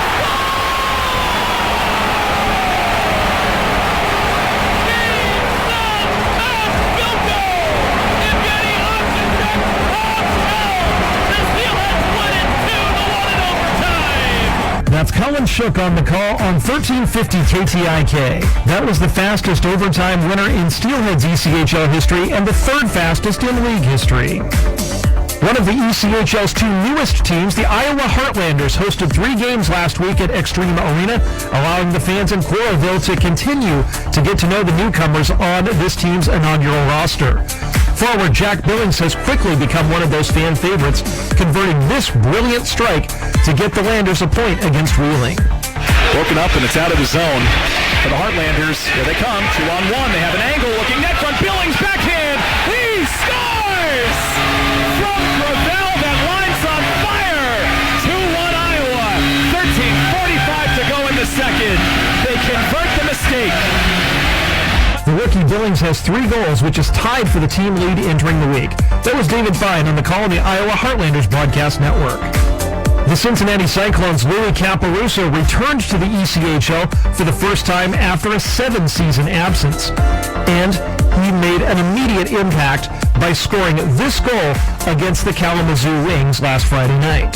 Here's Andrew Mossbrooks with the call on the Cyclones Broadcast Network. Right wing Aggie down low. Caparuso in the slot. He shoots. He scores. Welcome back to North America after 7 seasons away from the ECHL. Louis Caparuso gets the game's first goal here tonight, his first of the season. That goal is Caparuso's first in the ECHL since December 2013. That, combined with Matt Robson's superb play and goal, led the Cyclones to a 1-0 road victory in Kalamazoo, giving Cincinnati its first 2-0 road start since the 2014-15 season. We finish with a long Saturday night in Wichita as the Wheeling Nailers trailed the Thunder 5-2 when the game was delayed for more than 90 minutes due to an ice issue. After the delay, the Nailers took control of the game, scoring 4 times in the third period. The fourth and final goal came from Sean Josling, giving the Nailers a late 6-5 lead. Here's DJ Abasala with the call on Fox Sports 1400 WBBD. Hossinger wrapping around the back of the net. Maniscalco at the left point. Almeida one-timer. Tip, they score! Sean Josling on the redirection! A power play goal with 3:14 to go! It's 6-5 Nailers! That's it for this trip around the ECHL. We hope you've enjoyed this edition of the Plays of the Week. I'm Andrew Smith, wishing you all a great week and great hockey. Way to go, Smitty. Andrew Smith, the voice of the Indy Fuel, narrating ECHL Plays of the Week. Isaac and I will have the out-of-town scoreboard in second period action next. Nailers down 2-rip on the Nailers Broadcast Network, presented by Main Street Bank. Texting while driving is a serious problem on America's roads. Did you know that when you send or receive a text while driving, you take your eyes off the road for about 5 seconds? At 55 miles an hour, that's like driving more than the length of an entire football field, blindfolded. As a result, thousands of people die every year in crashes related to distracted driving. That's why officers are out looking for people who text while driving, and that's why they write tickets, to save lives. So if you text while driving, you will get caught. And that's nothing to LOL about. You drive, you text, you pay. RC Video is proud to be the Ohio Valley's Dish authorized retailer, providing our area with the best value, service, and technology in TV. With Dish, you'll get TV's only 2-year price guarantee, 99% nationwide signal reliability, free local channels, and whole home programming packages starting at just $64.99 a month. Call 330-385-5672 or stop by our store at the Ohio Valley Mall in St. Clairsville to get Dish. Requires credit qualification, 24-month commitment, early termination fee, and e-auto pay. Offer ends 11/15/21. Other restrictions apply. Are you ready to put the spring back into your step? The swing back into your game? WVU Medicine Reynolds Memorial Hospital's team of board-certified orthopedic surgeons have the experience and expertise to get you on your way to living your best life. From sports injuries to shoulders and hips to foot and ankle injuries, Doctors Michael Myers, Mary Haas, and John Milhalski are the experts you want on your team while staying close to home. WVU Medicine Reynolds Memorial Hospital, delivering the right care at the right place at the right time. 30 reasons you gotta get back to Nailers hockey. Reason number 1. 30 seasons, 1,000 victories. Number 5. Coach Derek Army is back. Reason 13 you gotta get back to Nailers hockey. The Beer Can Pyramid. Number 22. It's where you first met your wife. And reason number 18. She spilled nachos all over you on the winning goal, and you wisely apologized. Gotta get back to Nailers hockey. Opening night November 6th. Call 304-234-GOAL or go to wheelingnailers.com. Main Street Bank out-of-town scores. Newfoundland knocks off the Adirondack Thunder 5-0 earlier today. Atlanta taking on the Greenville Swamp Rabbits. Atlanta up 5-4. Jacksonville taking on the Stingrays. That's a 3-2 Jacksonville lead in the third period. Florida taking on the Worcester Railers. 2-1 Everblades at the moment. Idaho taking on the Tulsa Oilers. 1-0 Steelheads. Kansas City at Wichita. No score yet. Later on, Comets and Walleye. Nailers go from right to left in the second period. Fuel from left to right. Flip-flop those directions on MeTV and Flow Hockey. How about that Atlanta game? They were down 4-0 after 1 to Greenville and have rallied back with 5 straight. They think they're us in Wichita, I guess. Last Saturday, Drevich, far side corner, attacks it off of Stevens' shins as it ping-pongs out the center before Stevens spanks it in deep. Drevich chases after it, cycling it deep. Pare shoulders off of Zulsdorf. There we go! It's Boomhauer and Heffley at the blue line. Boomhauer going over and under with the right hand. Heffley tries to respond, knocks Boomhauer's helmet off. Boomhauer firing those right hand as they spin each other around. Now Boomhauer switches up to the left. Heffley sticks with the right, connects on a couple body shots, and the two tackle each other down to the ice. That might be the exact thing the Nailers need to get everything going in the right direction. You know, Boomhauer's willing to do it whenever he can, and he gives a little bit of a gesture to the crowd. That is fight number 4 on the season for Shaw Boomhauer. And he goes at it with Colton Heffley, who's playing his first game of the season for the Fuel today. That was an interesting conversation, too, and Ryan Kuwabara brought up this point as you think about how things play out through the season. Remember, it's a rule I hate, and you're not supposed to hate, but again, I still hate it. You can only have 10 fights for a player before that player starts getting suspended. But that is a crazy rule when it comes down to it. And Boomer's already up to 4 in Game 6. So, he's well on his way. Now, luckily, it's only 1 game suspension when you get to the 10, but still. Smith spikes it all the way deep into the far side corner. Alfaro battling with Schneider. Puck goes floating into the glove, and Gillum says, hey, I've got it in case anybody didn't see where that went. I think he was like, all right, just blow the whistle. Let's drop it down here, see if the Nailers can win this offensive zone draw. I get the whole player safety aspect and all, but still. Last I checked, fans weren't sitting down there covering their eyes in terror when they see hockey players fighting each other. Smith along the far boards. He slings a wrist shot on goal, and that's gloved by Gillum. Nailers throwing quick shots on goal. Gillum not allowing any rebounds here at the moment. Draw comes to his left as Nick Hutchison, 47 games with the Fuel last year, 19 points. Leans in for the draw against Tommy Apap. Spun around near side boards, and Watson delivers it across the way. Smith back in his own far circle, drills this one forward. Alfaro in way ahead of Zulsdorf as icing waved off. Alfaro, nice job, gets it across. Maniscalco can't make the handle, right circle. Hutchison doorstep tries to slither it through the slot for Alfaro, but Watson got the way. Maniscalco across the blue. Smith tees and fakes. Watling right circle, dusting it off, turning towards the wall, tries to escape the pressure. Gives out to Maniscalco, looking for a lane, had Malone in front of him, ended up sifting it through, but a stick save and a cover by Gillum. I couldn't tell if Hutchison got a piece of that one as it came through. Might have changed the direction down towards the ice. What a great job by Matt Alfaro, though, going after the puck on the forecheck, coming around the net.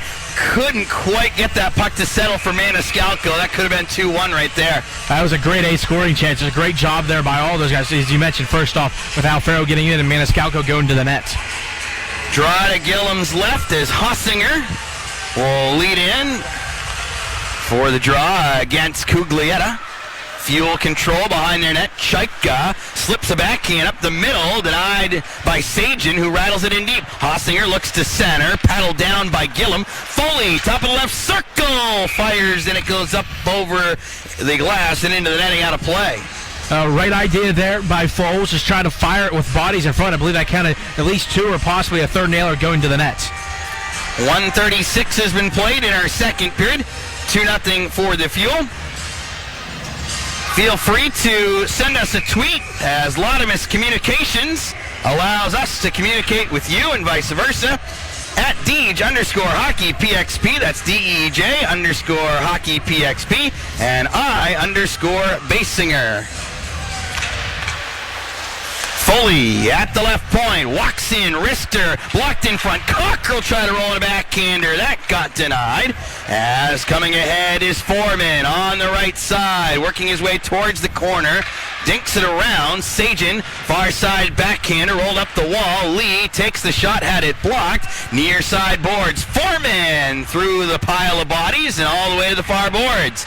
Collected by Foley, right side of his own end. Banks it ahead. Going back to play in his own zone is Lacroix. Feeds it over for Chaika, as Lee was a little bit further ahead on the play. This one kicks off of McKay's skates. Lacroix pirouettes away from Hampton as it gets thrusted in front of the benches. Pare sets it down, sauces it across. Hampton, right side, wanted to lead Pare back in, but that's broken up by McKay. McPherson off the far dasher. Lee back in his own zone. Chaika leading it forward up the right side. Here comes Cuglietta looking over. and a swing and a miss by Folk. Hampton gave it away. Ike cycles it all the way deep. Folks in behind the goal. Good job by McPherson. A little bump play away off of the near side glass and into the Wheeling bench with 2:50 gone in the second. 2-0 for the Fuel. Started to see Indy start working their way towards the net there, getting some good chances. Good job by McPherson to get it out.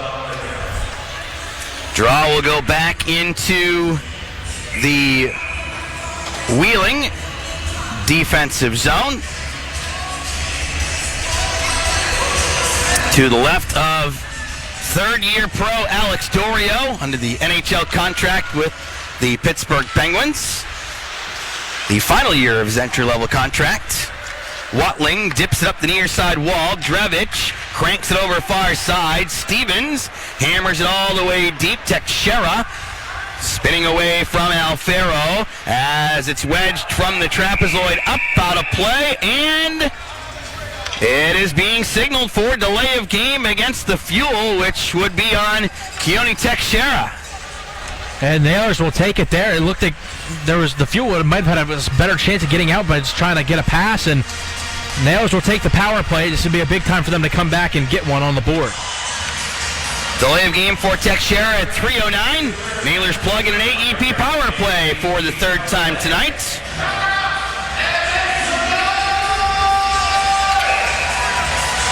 By the way, both affiliates are off today. Tough week for Wilkes-Barre Scranton against Lehigh, Hartford, and Providence.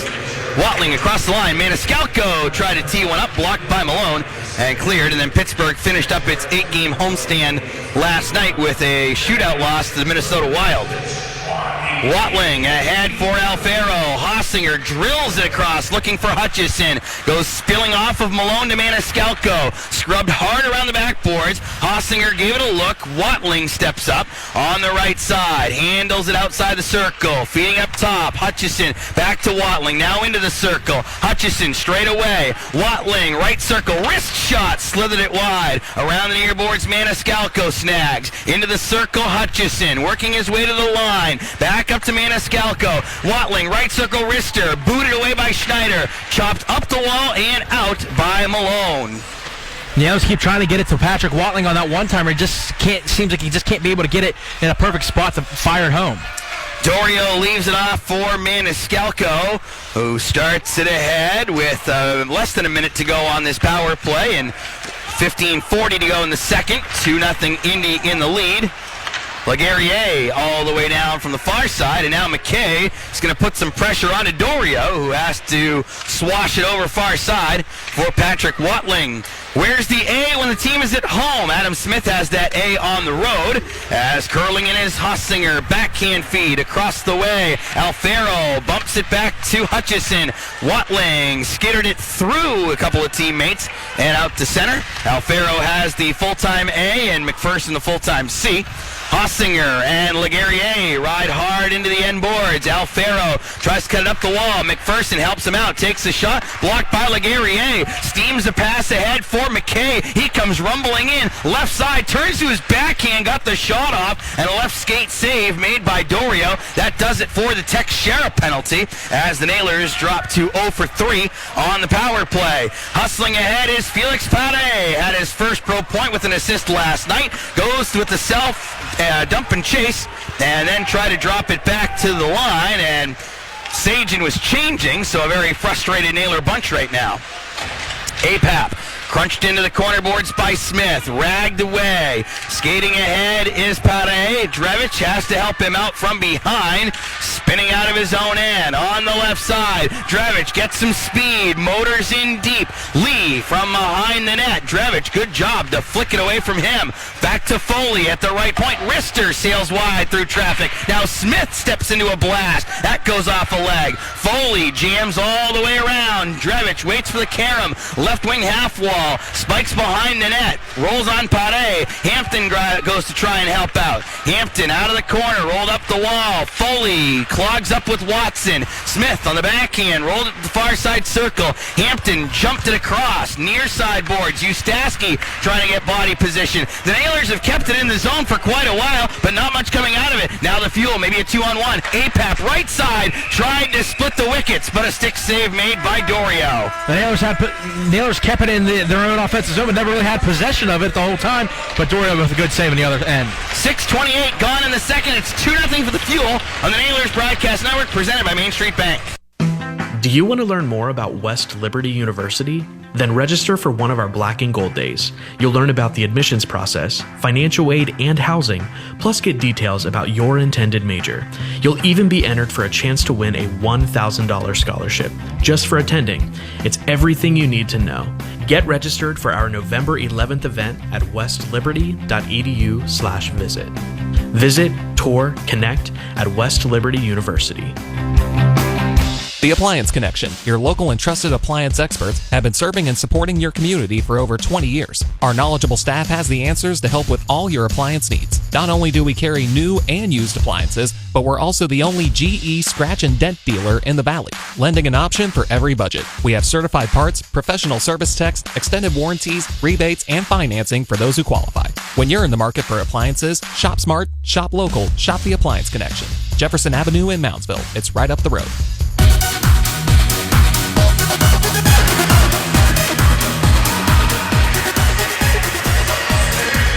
6:28 gone by in period number 2.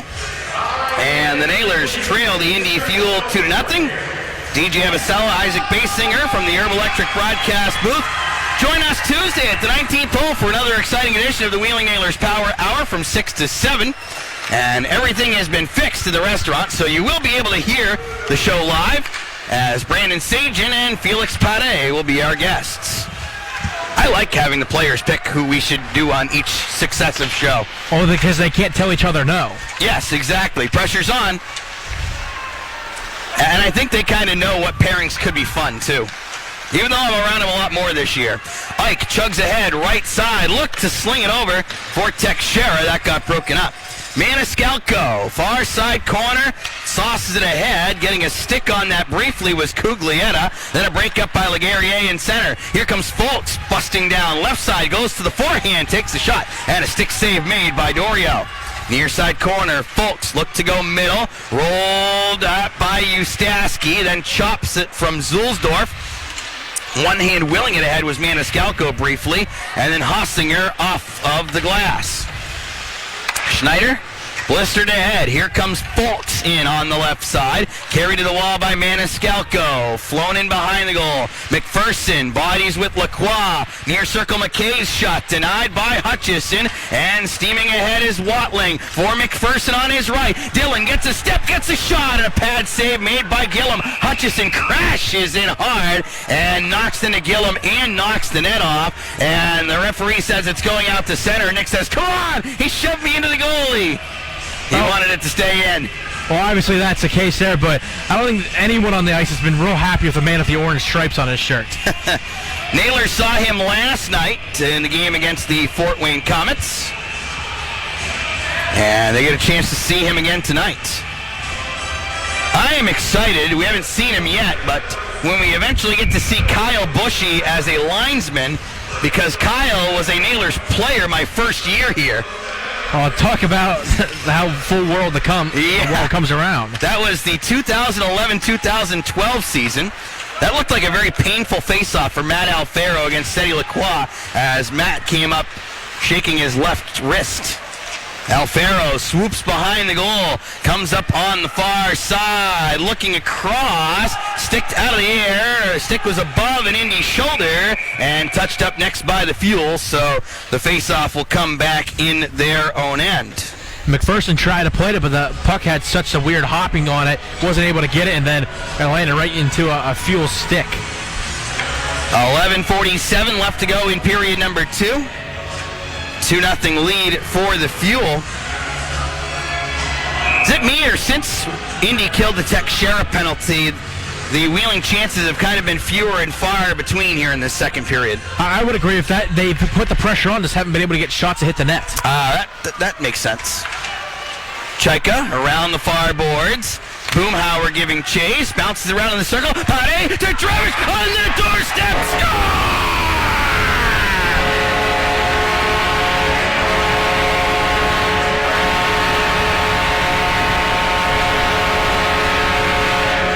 Magnificent celebration to boot. Tyler Drevich gets the Nailers on the board, jamming it in on the left side of the crease at 8:24 of the second. It's a one-goal game, 2-1. And Deej, to answer your question, I'm going to say that was a pretty good scoring chance right there for the Nailers. That's right where you want to be. Get to the top of that crease and shimmy it in as Drevich gets his first of the season. Pade will get his second assist in as many games, and he's someone I can't wait to see come of age, too. And I'll talk more about Pade in a moment. Maniscalco from the defensive side of center, but they wave off the icing on a good hustle play by Drevich. Tie up behind the net, goes wobbling far side. Maniscalco skids it over to the near side boards. Teixeira with the reversal up the far wall. Lacroix trying to escape through Boomhauer. Bouncing around. Good shove by Boomhauer. Put a rifle from Maniscalco into Drevich's skates. Heffley trying to lead the fuel back in. Lacroix, far side corner, stapled into by Stevens. Comes swinging around near side. Teixeira, top of the right circle, looking backdoor for Heffley. Pade held him up just enough to work the puck all the way behind the net. Curling up with it on the far side. Lacroix, right side shot, squeezed by Dorio. And now you're starting to see that energy come back here for the Nailers. See, thinking it continue and to get a little bit more of a push and shove here.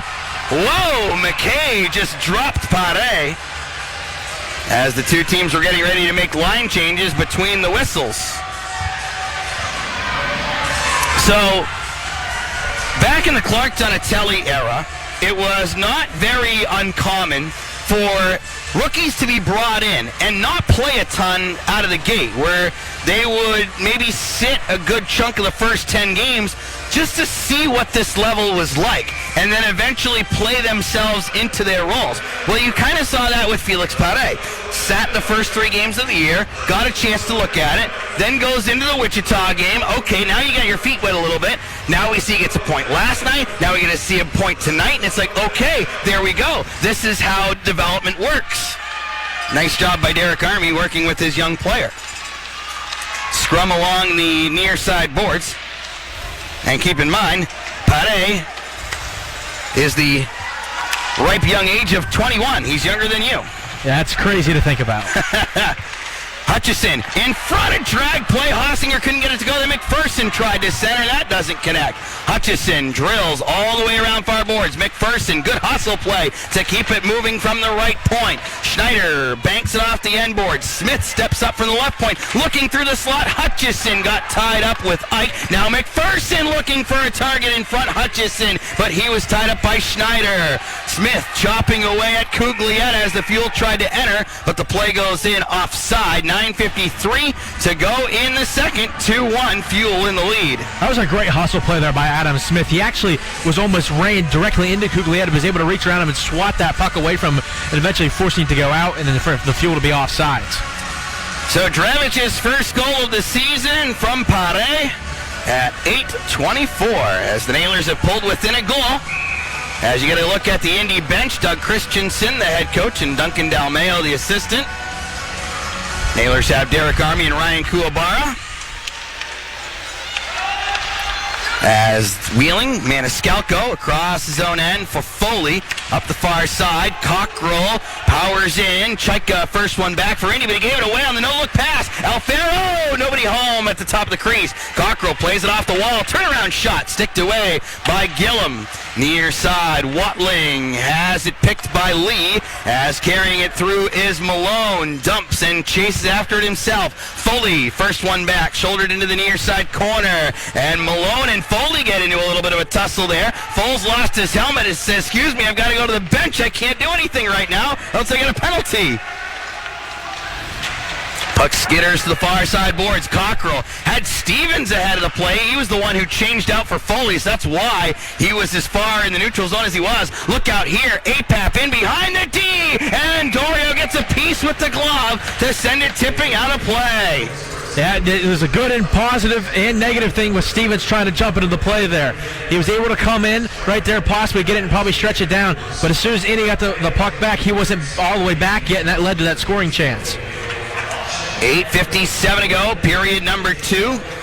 The Nailers trailing the Fuel 2-1 in the affiliate battle of the Pittsburgh Penguins and the Chicago Blackhawks. Those two teams will play each other Tuesday night at United Center. And that will be it for the season series.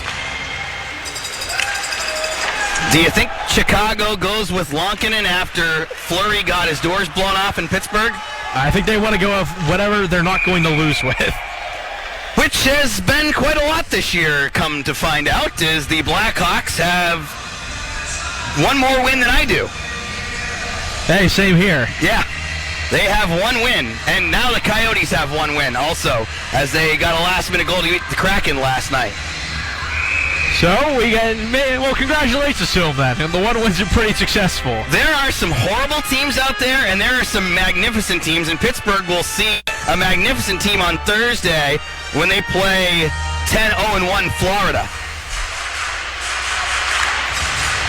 Indy controls off the draw. Laguerriere, a left-point wrister, and eating that one and going down was Hutchison, slowly trying to get to his feet. And comes near side circle. Teixeira hooks his way high into the zone and then flings one in deep. Foreman shouldered into and eventually sledded down by Smith. Far side corner, Stevens with the chase. Looking to poke up the wall was Hampton. Far side, Lacroix. Ooh, that was a mighty split there by Seti as Hampton sends one towering out to center. Shut down there by Teixeira. Send it back into the Wheeling zone. Stevens, first one on it. Bats it behind the net. Smith, soft roller up the boards for Hampton. Bobby Hampton making his pro debut this afternoon. He and Ustaski, players 9-11 and 9-12 in Wheeling hockey history. Ike turning out of the near side corner. Stevens shoulders into him. Pare scrapes it away. Got it off to Ustaski. Off of Hampton's parallel stick and then thrown right back in by Teixeira. Dorio to the near side corner for Stevens. Wires it ahead. Folks with the block. And he starts to storm towards the net. Goes to the backhand. Tries to tuck. Dorio with the aggressive save. Long one by Zulsdorf. Missed the net as Dorio was stuck on his glove side. Had to basically just reach the stick out at it and hope and pray, but it missed the net. You definitely see and feel that Dorio was not comfortable with whatever was going on. So the dive to get on top of the puck there. 7:29 left to go in the second. It is 2-1 for the Fuel, who are trying to spoil Spike's birthday. How rude of them. I know. I mean, the Comets already spoiled our home opener last night. You don't want to be put in the same category as the Comets, do you? Come on. Zulsdorf from alone, looking deep. Maniscalco gets in the way. Hussinger looking to flip a backhand up near side boards. Rolls to the corner. Apap turning with it there. Watson right circle wrister. Chest save made by Dorio. Rebound Malone. Chipped it up over top of the net.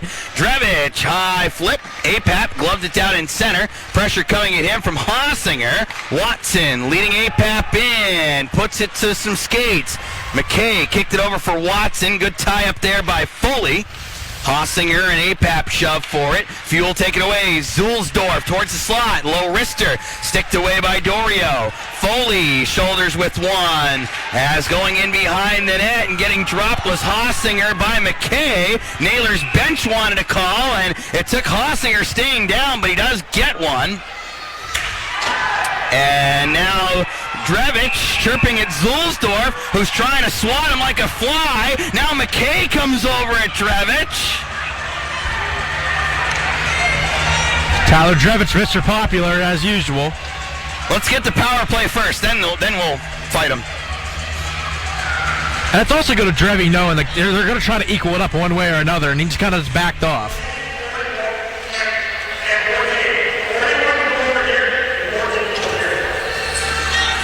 We're getting the full description on this one. That's new. So apparently, Drevich and I thought they were saying 14, but I don't think Lacroix was out there for that circumstance. Now, Hossinger has the towel up with athletic trainer Daniel Barker. Yeah, this might be a more than, well, they only have 2 on the board right now. I think it can get to what Dylan McPherson's saying to the referee now. Like, he got hit up high and he was down and he's hurt as well. It looked like his original signal was elbowing. Drevich in the box. Maybe. He opened the door. The fuel box is still open. So is there somebody else going over? You would have to think. If it's anybody, it should be Zulsdorf, right? Again, that's exactly what you would think. Unless it's McKay getting the hit and then for chasing him around the ice. Might be a solid chance as well. Considering that Zulsdorf went all the way down below the dots as well after tracing Drevich around along with McKay. Unless it's a major, they really don't like to try and give more on things that are not high sticks. And at that point, you've really got to be hurt. All right, so Lacroix is going off. Did he do? That surprises me. I guess that conversation towards the beginning of the first period was, we're not taking anything anymore. We're just going to start pulling everybody. And where did they get Seti from? Not sure. Like I said, my thought would have been either Zulsdorf or McKay.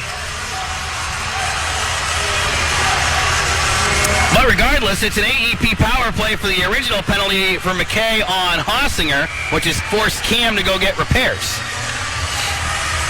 And the Nailers with an AEP power play to try and tie this game at 2. Should be interesting to see who's going to take that role of Hossinger going to the front of the net as well. Could be Pare, maybe? Yep. Maniscalco for Hutchison, top of the left circle, winds it low, Alfaro, around back boards, Watling, try to go through Schneider, collects himself far side, lost the handle to Seamus Malone, put it off of Apap's rear end, as Maniscalco has to slice it around the back boards. Watling, near side, trying to plow his way ahead, got it broken up by Ike, back to Zulsdorf, who bumps it to the Wheeling Blue. Hutchison had it in his skates, Ike took it away, Schneider, far side corner, lays it around, Zulsdorf on his backhand, protects against Pare, and the Nailers have to reset back in center. Watling, all sorts of problems, ends up putting himself in offside and getting a shot from Schneider. Yeah, Nailers just couldn't get, they had a good solid there off the face-off, moving it around, weren't able to get any shots and just gave it away. A little bit of everything there. Isaac elbowing on McKay, roughing on Lacroix, slashing on Drevich. Alrighty. And getting hauled down on the draw was Pare. Fuel clear it all the way down, wide of the net. Dorio wanted to play, had to wait for it to arrive in trapezoid. Watling takes a hit from Heffley, got it ahead though. Here comes Alfaro. Still looking for the first goal on the season is Alfaro, and the play goes offside on the Nailers with 1:01 left on demand advantage. It seems like the Nailers haven't looked too comfortable on the power play today. Just struggling to get it in to the zone, which entry seems like that's the number one thing you want to work on, but after that, it's just the field just right in your face for everything. Draw comes right in front of the Nailers bench. And the looks are changing a little bit too. This is a different look with Sagen, Boomhauer, and Cockrell. Clear by the Fuel, frisbee down by Stevens at his own line, shakes it off, and then deposits it for McPherson. He had a power play goal last night, and then Jostling had the other power play goal in Wichita. Boomhauer from behind the net, tried to jam it out in front, rolls into the trapezoid, looked to position himself. Chaika raked it out of his legs, got it ahead for Apap. Good pressure coming from Sagen, but the Fuel eventually blow it out. Dorio away from Malone to McPherson in the far circle. Here comes Jared Cockrell, far side, dump and chase. McPherson knocks down Chaika. Cockrell tries to find it in legs as they swarm in the far side corner. Final 10 ticking away on the McKay penalty as the Nailers rip it all the way around. Stevens at the left point, skates it middle, wrist shot, stick save made by Gillum, and Stevens was trying to go slowly to the right, get Gillum moving, and had to work for a stretch on that save. I think it might be possible as well that Boomhauer got a piece of that one going through. 4:39 to go in period 2. The Fuel lead the Nailers 2-1 on the Nailers Broadcast Network, presented by Main Street Bank. When you're in the middle of something special, the last thing you want is to lose power. Enjoy safety, comfort, and the power of those special moments uninterrupted with a Cummins Quiet Connect home standby generator. Designed and built in the USA so you can carry on doing what matters most. Cummins, powering a world that's always on. It's the Nailer Salute to Service Night, Saturday, November 13th, puck drop 7:10, with a specialty jersey auction. Proceeds benefit the It's About the Warrior Foundation. Camo hat giveaway for veterans and active duty. Bring your military ID. The U.S. Air Force swear-in ceremony and post-game autographs. Salute to Service Night and 30 seasons. You gotta get back to Nailers Hockey. Get tickets. Call 304-234-GOAL or go to wheelingnailers.com.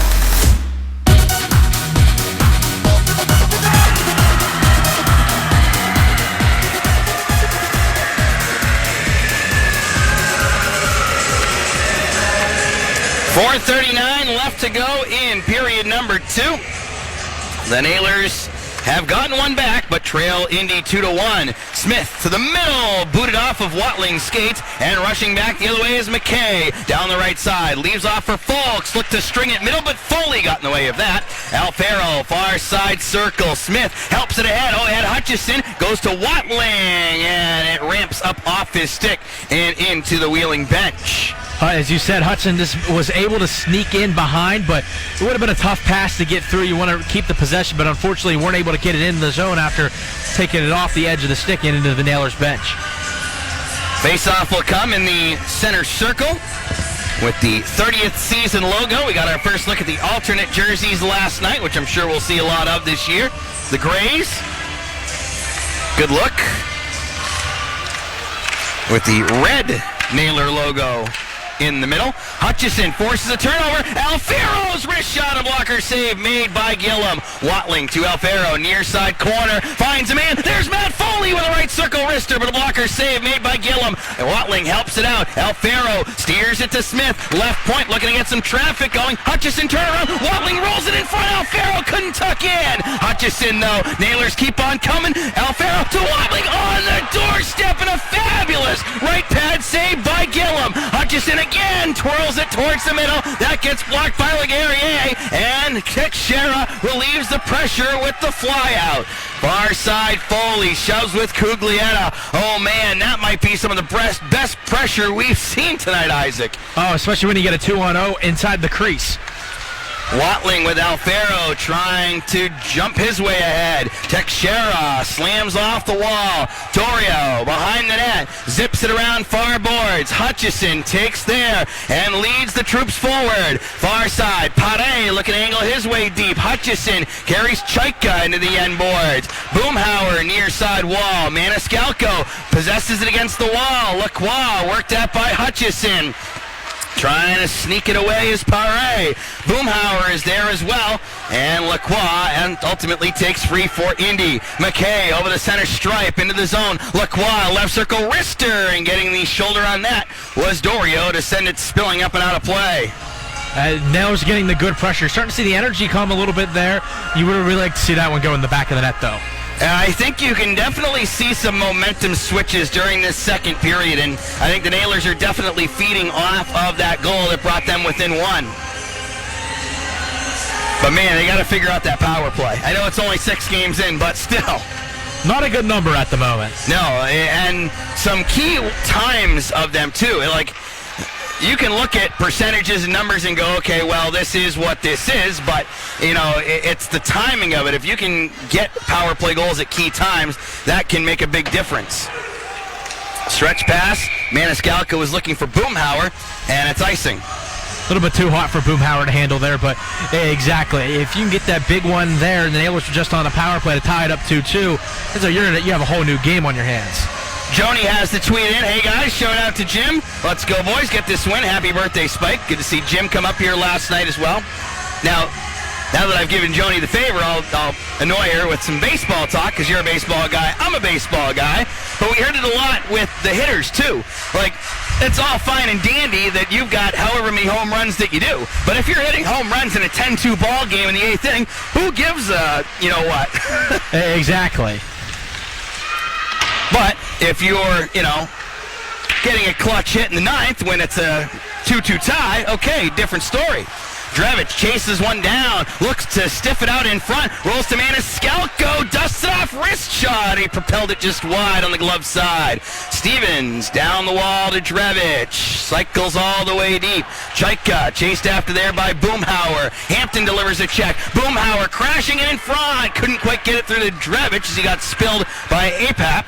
Maniscalco back in his own zone. Quick turn pass. Sajin looking for Hampton. Rolls in a dump in as the Nailers change up. Less than 2 to go in period 2. The Nailers trailing 2-1, looking for their first home win of the year. Sajin picks off a pass in center. Leading Cockrell, trying to get around Chaika. On the near boards, Cockrell turns it well. Over to McPherson. Right circle shot! And it bounces off a few things and wide. Cockrell angles it off the end boards. Hossinger, good to see he's back on the ice, but that time he went onto the ice the wrong way as he got flattened by Chaika. Far side corner, 2-on-2 battle as Chaika and Hossinger continue to battle for possession. Way to go, Cam. What a battle by him. Foley near side boards, right along the goal line. Gets the referee's feet jumping out of the way. Foley corrals, looks for help. Sajin couldn't handle Cockrell with Chaika. Hossinger looked to center, but Ike rubbed it away and tossed out center by the Fuel. Folks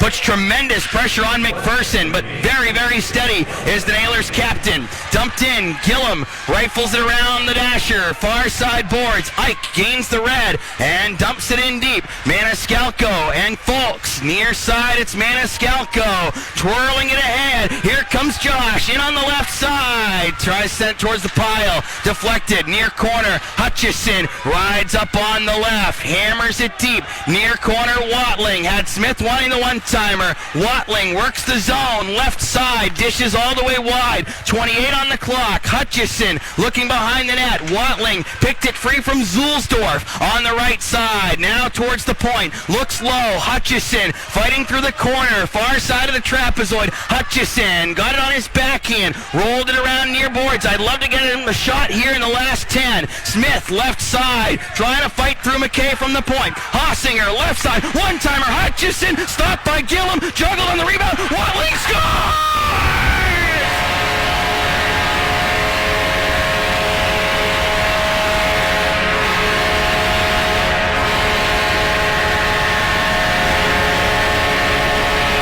Patrick Watling with 0.2 seconds on the clock. The wraparound tuck on the backhand, and the Nailers will take it into the intermission, tied at 2.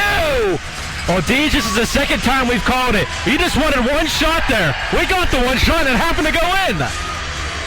Wow, I didn't know after Hutchison got the one off and Gillum had it plop behind the net, I didn't think they'd have quite enough time, and Watling gloved it down and just was able to beat the buzzer. Drevich and McCabe for one last time right before the buzzer.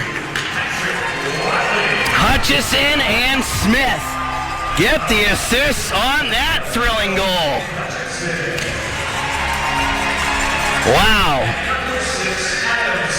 How about that? Absolutely great. Exactly what you need headed into the third period. What a great bounce back period from the Nailers as they get the 2 goals to rally back and tie this game going into the third. And they did a good job of controlling again. 12-8 were the shots on goal. And it looked a little bit sluggish after a penalty kill by the Fuel, but now things are back cooking again. And the one thing I looked at probably about after the second media timeout, it was 8-7 in the shots Indy for the period. The Nailers came back strong after that. What an exciting second period that was, and I don't think we were expecting the last second goal. So we're going to talk to the first goal scorer here as we get ready. All right, thanks so much, Corey Drevy. What an ending to that second period by your team. A goal with less than a second left. What's the emotion for you guys going into the locker room here? Honestly, our emotions are in check here. We just relentless pursuit to win a hockey game. We didn't get the result we wanted last night after I thought we pretty much dominated Fort Wayne. So we had a job to come in and win 2 points tonight against Indy, who we know we have their number. You guys have been getting a ton of shots the last couple of nights, and ultimately it's just sometimes a matter of finally breaking through. What did it take for you on that goal to ultimately finally crack through and get your team on the board? Honestly, it was an absolutely great dish there by Pears, and I think it just shows you stick with it, and I think our team's been real resilient, like I mentioned before. Guys sticking with it, sticking with the process, not getting on each other, and believing in the group we have, that no matter what the score is, we're always in the game. So I think right there to show the type of character we have in that locker room, from each player on the team all the way up to the staff and management. So tied it up here. It's time to go win a hockey game here in the third. So how do you go win that hockey game in the third? What's going to be the key to get this job done today? Stay on our toes here. We can't sit back. Can't let them get back in this game. They're right now shaking. They don't know what to do. You can see it in the way we're playing, and that's what we have to worry about is the way how we play. Keep playing the way we do, taking pucks to the net, playing hard, playing fast, playing together. I think that's a big one too. You see every guy on that bench has been involved. They're communicating. There's a lot of energy, but our emotions are intact here, and we're ready to close out a hockey game. Well, we'll get the job done, Drevy. I really appreciate a few minutes of your time. Your job on the goal, and keep driving the Fuel nuts and drive it into the win column today. Thanks, DJ. Tyler Drevich with one of the 2 goals in that second period as the Nailers and Fuel are deadlocked at 2 after 40 minutes of play. Isaac and I will recap the second period next on our Whitesides Intermission Report. This is the Nailers Broadcast Network presented by Main Street Bank. Are you looking to purchase your first home, refinance your current mortgage, or need money for home improvements? West Banco is lending. Special first-time home buyer loans with low down payments and no PMI, down payment assistance programs, FHA, VA, home improvement, and conventional loans, all designed to meet your needs. West Banco has lending professionals who will take the time to explain all the details and help you through the process. Call or stop by one of our local branches for more details. West Banco Incorporated is an equal housing lender, member FDIC. Purchase your seat in the spotlight at the historic Capitol Theater in Wheeling. This is a once-in-a-lifetime opportunity to celebrate your family, your business, or the memory of a loved one.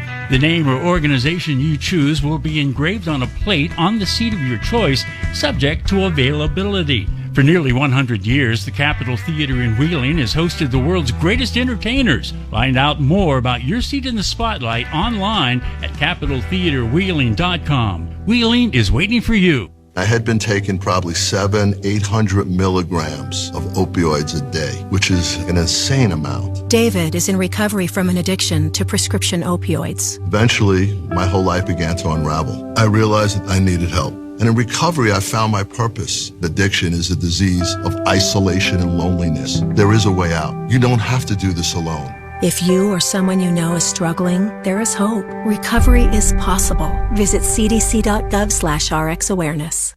The Nailers are back. Coach Derek Army is back.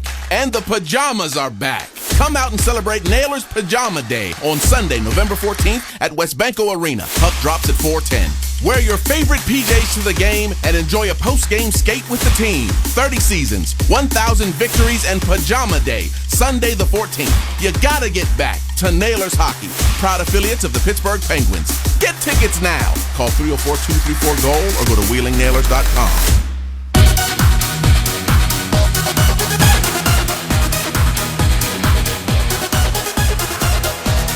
2 periods period's in the books, and how did we get here? 2-2. The Wheeling Nailers and the Indy Fuel this afternoon. Welcome back to the Herb Electric broadcast booth for the start of our Whitesides Intermission Report. I'm DJ Abasella. My broadcast partner is Isaac Basinger. And Isaac, well, we talk about just, man, gotta break through. And the Nailers finally broke through, and they're in a good position going into the third. I have all the momentum heading into the third, and when you go down 2-0 after one, you go, okay, not the greatest of starts of what we want, but you have to come out and respond strong in the second. Indy gets a shorthanded goal, 3:21 in from CJ Ike, a power play goal at 5:31 from Mike Lee, 2-0 Fuel after one. Into the second period, and the Nailers doing some great work, making nice plays, and going to the net, and that's where they get their 2 goals. Yeah, Felix Paré, if a great pass in front, and Tyler Drevich just drives it home. Paré from the right, Drevich on the left, and pretty much from about 2 feet above the crease with the slam into the back of the cage. First of the year for Drevich, assisted by Paré at 8:24, 2-1 Indy at that point. And we saw Wheeling with a couple of other tries. I know Alfaro was looking for Maniscalco one time on the right side, and boy, sometimes you have to be patient because you watch how there were a few cycles in that period where the Nailers had possession, but I know on one of the times you mentioned not getting a shot, and I was getting a little bit towards the end like, man, I'd love to just see one shot here at the end of the period. Yeah, I guess you saw how Indy tries to take advantage of forcing turnovers, and I guess the Nailers like, well, if we just keep it and there's nothing there, let's not force it and possibly have it go the other way. So just keep working around. Eventually, you're going to have to slip up somewhere. This seems like a big puck possession team. Am I right? Yes, I feel like that's a good statement. The Nailers do get a tying goal in quite thrilling of fashion. Nick Hutchison, one shot, might have been the last one from the right circle, but Patrick Walling bound and determined to beat the buzzer. Yeah, takes it, frisbees it down, and fires it in with the backhand. Patrick Walling does beat the buzzer with the backhand tuck. The goal comes with 0.2 seconds left to go in that second period to tie the game at 2. That was something else. And the one thing you're also going to like is I think you could combine the length of the goals and it might be 3 feet. Yes. Watling with his 3rd goal of the season. He's your team leader in points. Nick Hutchison gets an assist again in his first game against the Fuel. And Adam Smith also gets a helper one day after the birthday on the 1959.8 goal. I'm going to put that in the sheet. You watch this. 0.8. There you go. As it's a 2-2 tie. Power plays. Nailers 0 for 4. We got to fix that, but that's all right because we're tied. Fuel are 1 for 3. Shots on goal in the second. We're Wheeling 12, Indy 8. 2 periods, 25-14 Nailers. Good third coming up. That should be a good third coming up. Both teams put a lot of shots on the board in the third. Also coming up, Sean Jostling, our profile as the Whitesides Intermission Report rolls on the Nailers Broadcast Network, presented by Main Street Bank. What does Main Street Bank mean to you? Well, Main Street has extended hours every business day, and they're open most holidays. Their new checking and savings accounts are really good. The balance requirement is very low, and they have online bill pay and debit cards right away. Plus, they have no fees or low fees. Great service, higher interest. That's money in the bank. The right bank. Open your checking and savings account at Main Street Bank. You deserve a bank this good. Member FDIC, Equal Housing Lender. Tonight's game is brought to you by the ECHL, celebrating its 34th season of affordable family entertainment. The ECHL would like to recognize the following league sponsors: AMI Graphics, official signage provider; Athletic Knit, official jersey supplier; Baron Rings, official championship ring supplier; BFL Canada Insurance and Sutton Special Risk, sponsors of the 2022 ECHL Hall of Fame induction ceremony; Flow Sports, the exclusive streaming provider of the ECHL; Geico, official auto insurance of the ECHL; The Fairley Group, official commercial insurance provider; Handbid, the official mobile auction app; Honig's, the official partner of the ECHL officiating team; Howie's Hockey Tape, official hockey tape and lace provider; In Glasgow, official puck provider; My Gray Group, your source for game-worn jerseys; Sideline Swap, official online marketplace of the ECHL; and Warrior, exclusive on-ice equipment provider of the ECHL and title sponsor of the 2022 ECHL All-Star Classic. Catch all of the ECHL action live in high definition by logging on to flowhockey.tv. Another great reason to get back to Nailers hockey. The Friends and Family Pack. Bring at least 4 friends, family, or co-workers, and all 4 receive reserve tickets, commemorative 30th season Nailers ball caps, and free McDonald's meal deal vouchers. Plus, buy buy more tickets if you want. Deal starts at just $22 per person. 30 seasons, 1,000 victories, and the friends and family 4-pack. You gotta get back to Nailers Hockey. Book your group today. Call 304-234-GOAL or go to WheelingNailers.com.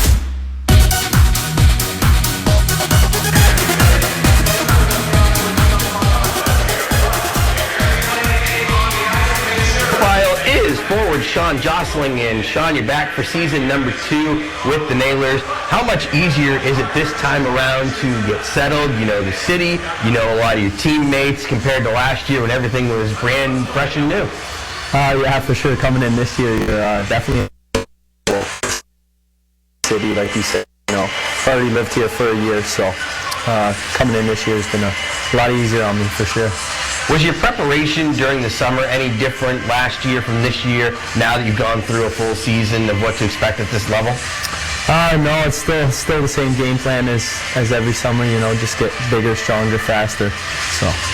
When you first began your season, you were one of the guys who got a chance to go up to AHL training camp, and last year AHL started after ECHL, so you didn't get that experience. What was that like for you to get to play with some players of that caliber at that level, get a chance to work with the Wilkes-Barre coaching staff, and really get a chance to put yourself on that radar even more than you already had?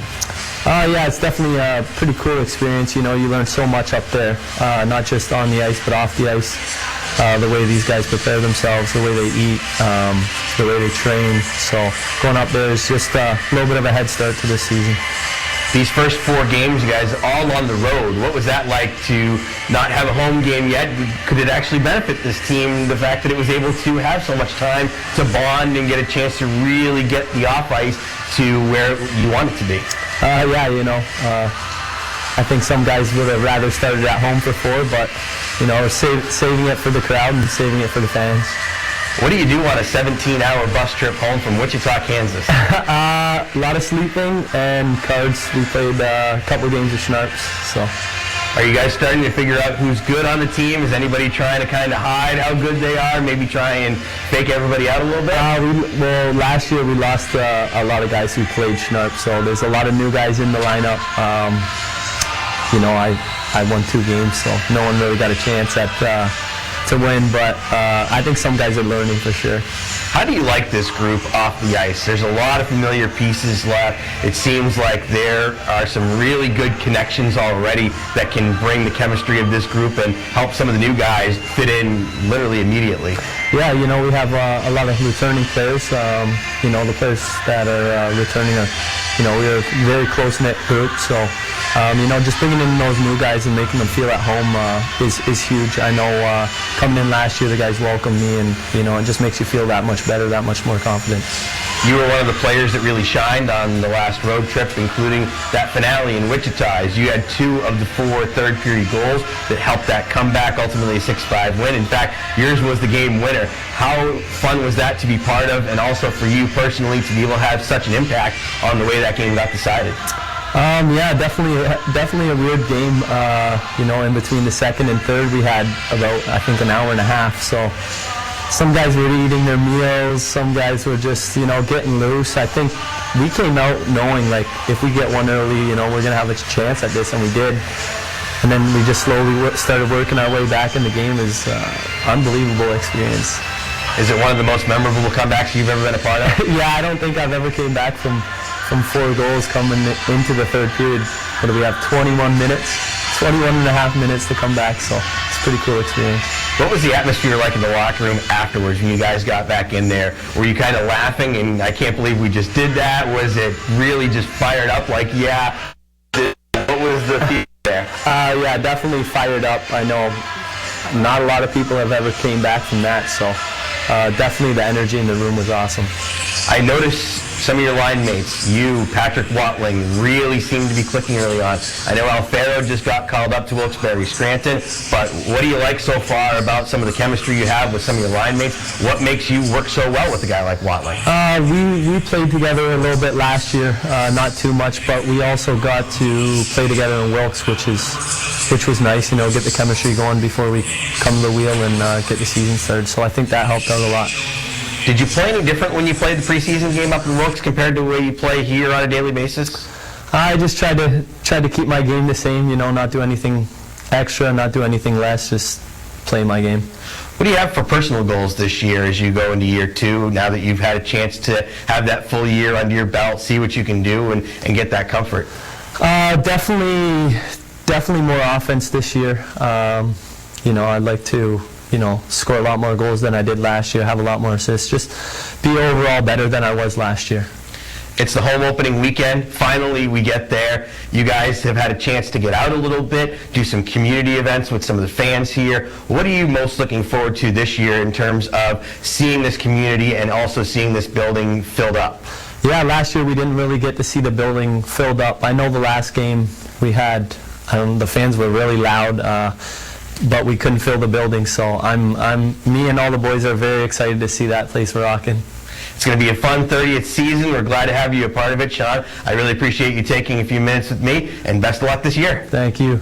Sean Jostling, our Nailor profile tonight on intermission coverage, which continues next on the Nailors Broadcast Network, presented by Main Street Bank. It's good to have options when choosing health coverage. For yourself, for your family, or for your employees. And you've got options. With the health plan. Known for exceptional service and support. With a nationwide network of physicians, flexible coverage options you can count on, and competitive rates you'll appreciate. The Health Plan. Plan on it. Learn more at healthplan.org.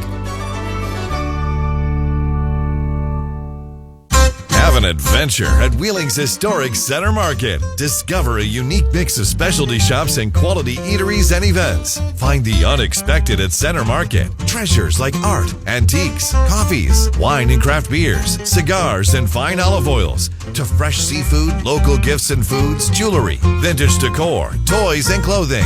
Meet, eat, and explore at this iconic shopping destination. Experience Wheeling's historic Center Market.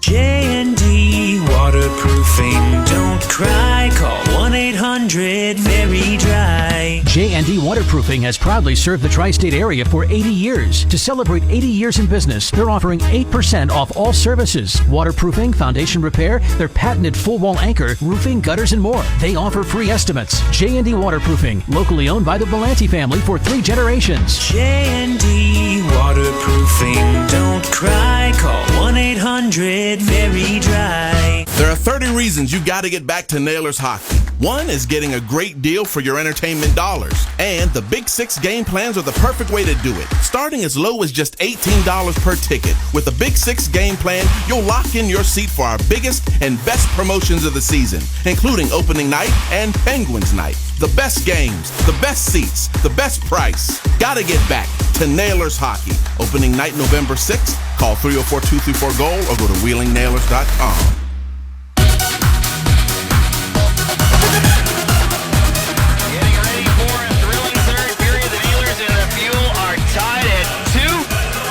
What about our Main Street Bank out-of-town scoreboard? Newfoundland Growlers knock off the Adirondack Thunder 5-0.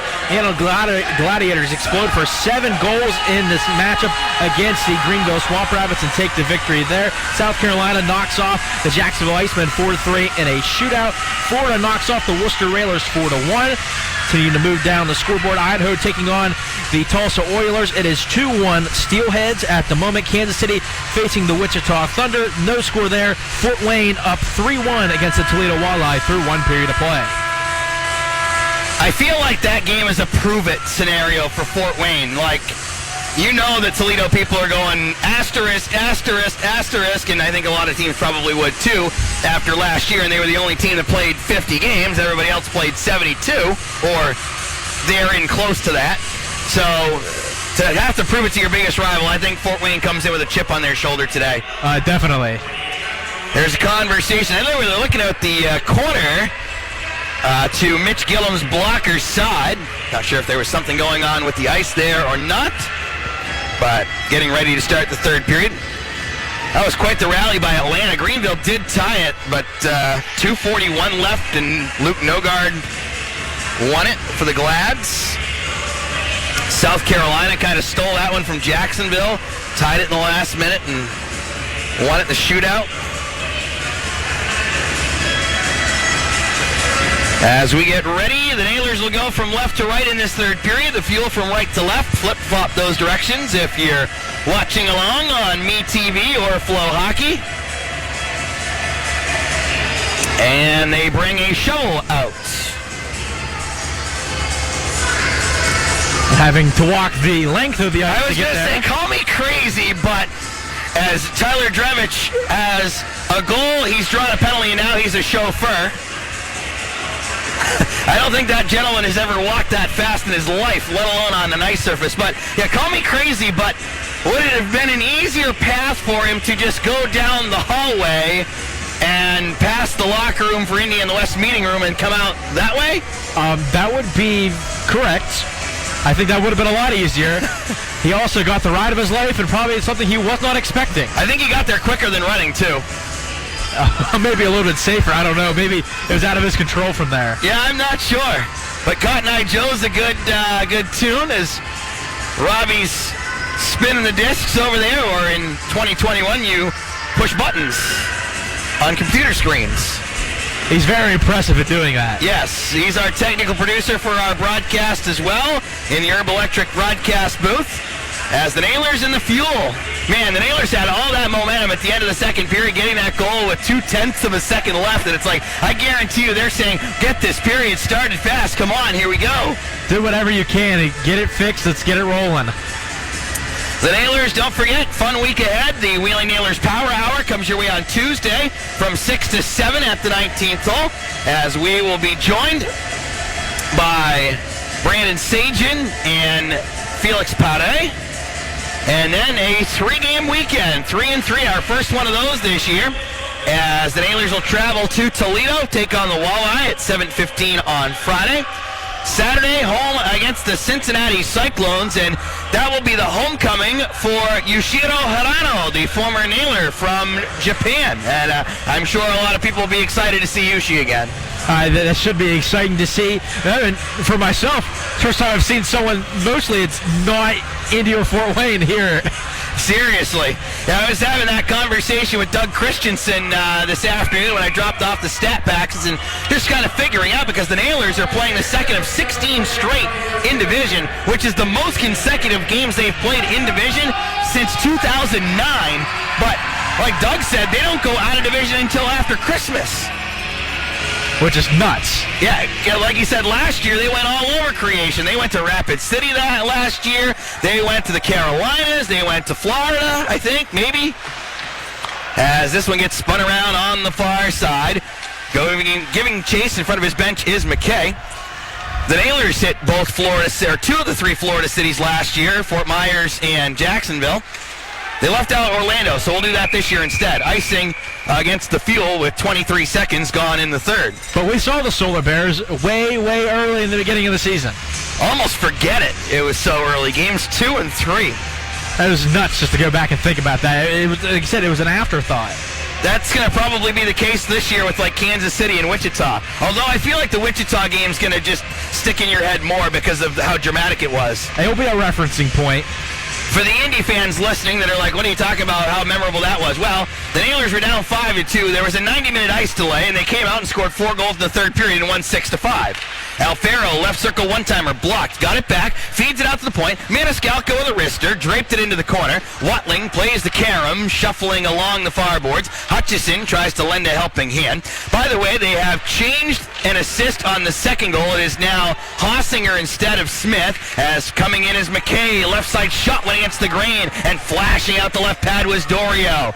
Watling in on the left side, spanks it in deep. They've also added an assist for Shaw Boomhauer on the first Nailer goal. From the wall, an attempt by Maniscalco, sticked out of play by Gillum. A good shot there. Just trying to fire it on net, trying to keep that momentum bumping here in the third period. Again, you mentioned it. Indy scores a lot in the third period. It's their best period out of the whole game, so you really want to put the pressure on. 14 points in 2 seasons with Cincinnati for Boomhauer, and he's been involved in 3 of the last 4 Wheeling goals. Hey, whatever happens after you go in the Wheeling Nailers Power Hour is really good. Yes, Cockrell sprays in from the right circle, knocked away by Gillum. It's time for our golden goal. We got one last night for Bloomin' Onions for everybody. We got one last year against the Fuel. Let's see if we can do it again, courtesy of Outback Steakhouse. Far side turnaround shot by Watson, went off a body and wide. McPherson up to Cockrell, careful there, as there was some heavy pressure on by the Indy D's, breathing down Cockrell's neck. Hossinger flicks ahead. Sajin deposits a roller on goal. Snuffed out and covered by Gillum, and in case he was hot, Hossinger gave him a shower. Well, sometimes it's exactly what you need. Maybe just a little bit. Yeah, just to remind you I'm here, just to let you know. 1:34 has been played in our third period. The Nailers and the Fuel deadlocked at 2 here at West Banco Arena in the 30th season of hockey in downtown Wheeling. Wow, this is season number 8 already for the Fuel? Just counting that in my head, because they came into the league in 2014. Yowzers. I think it's funny, you mentioned like 2014, and I think like, how old was I, where was I then, and I was in the 8th grade. Wow. Or if that was the year, probably would get my freshman year of high school. How about that? Where were you for the Comets first year, 70 years ago? Not here, put it that way. Pick a celebrity, right? Yeah. Near side corner tie up. Teixeira looks to play it up the wall. Stevens from the right point. Tipped in, score!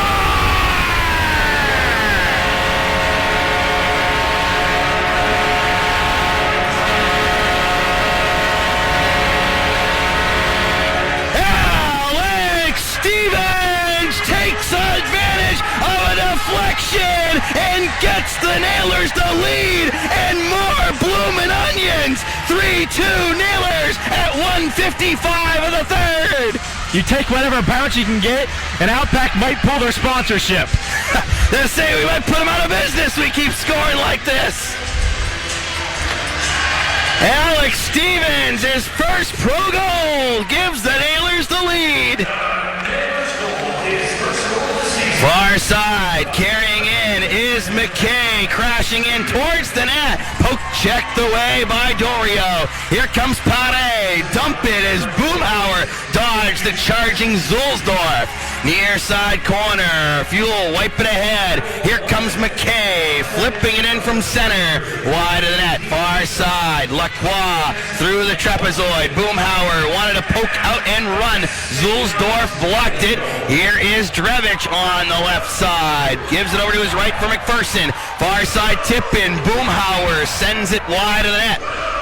Gillum sets it off. Long feed. Schneider was looking for Malone. Got a piece of it on the offensive side of the red, so no icing as Foley gives chase. Near side corner, Apap gave it away. Watling forward for Smith on the left side. Hurdles his way into the zone. Attacks on Lee in the far boards. Lee and Smith continue to whack. Smith pokes it around. Malone gathers up. Hutchison trying to prevent the exit. Now Apap comes darting over. Far side pass. Watson turnaround shot. Stick save Dorio. Malone bombs away off the back glass, and it corrals all the way back to center. Lee grabs in his own end. We've played 3:18 in the third. The Nailers trailed 2-0 at one point. Now they're leading it 3-2. How many lead changes have we seen this year? My goodness. It seems like in almost every game. The only one that hasn't was the shutout by Kansas City. So you're absolutely right, Isaac. So that makes sense, and it checks out. Yes. Maniscalco, right point, sends a blooper wide of that. Hutchison picks off the end boards, tried to stuff with Alfaro and Watling lurking. Ooh, almost a fumbled play there, as having to chase back in his own zone was Maniscalco, as Lacroix was just able to get it out of harm's way. Alfaro rolls it towards the Indy stripe. Teixeira sets back with it. Near side feed Heffley. Had it bounce into the Wheeling zone. Maniscalco gives it far side. Stevens launches ahead. Icing waved off as Sajin is right on top of it. Near side corner. Trying to turn away from the pressure by Cuglietta.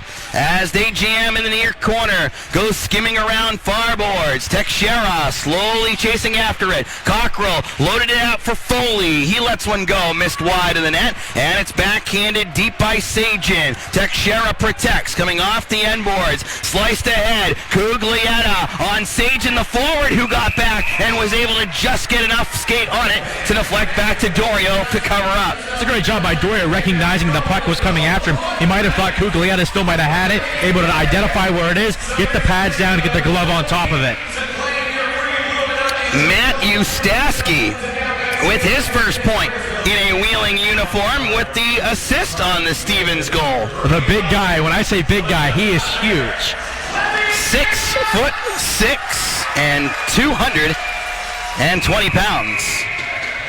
As the puck goes out of play for the former draft pick of the Winnipeg Jets. Interesting. Played some American League games with the Manitoba Moose. I feel like Winnipeg's one of those teams that your casuals forget about.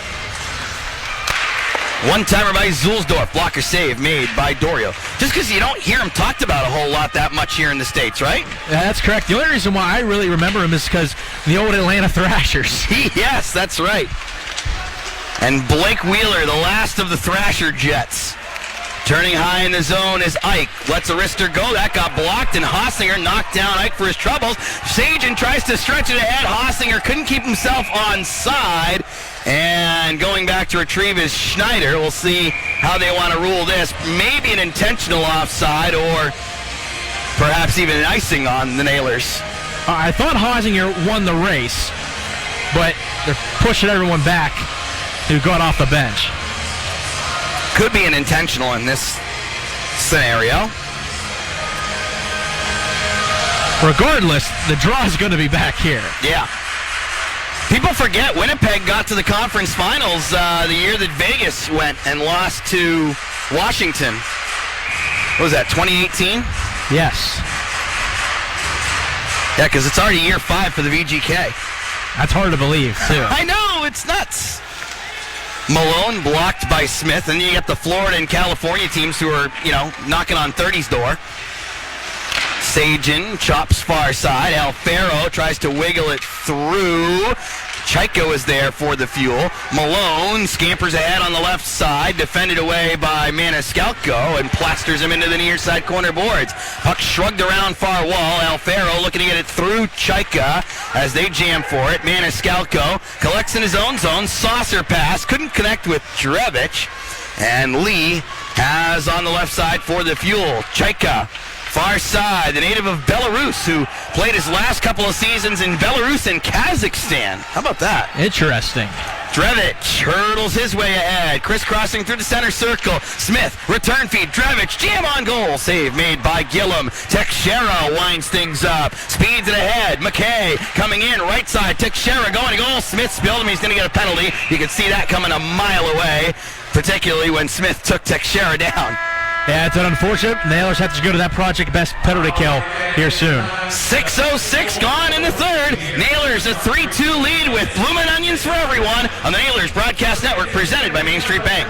What does Main Street Bank mean to you? Well, Main Street has extended hours every business day, and they're open most holidays. Their new checking and savings accounts are really good. The balance requirement is very low, and they have online bill pay and debit cards right away. Plus, they have no fees or low fees. Great service, higher interest. That's money in the bank. The right bank. Open your checking and savings account at Main Street Bank. You deserve a bank this good. Member FDIC, Equal Housing Lender. It's good to have options when choosing health coverage. For yourself, for your family, or for your employees. And you've got options. With the health plan. Known for exceptional service and support. With a nationwide network of physicians, flexible coverage options you can count on, and competitive rates you'll appreciate. The health plan. Plan on it. Learn more at healthplan.org.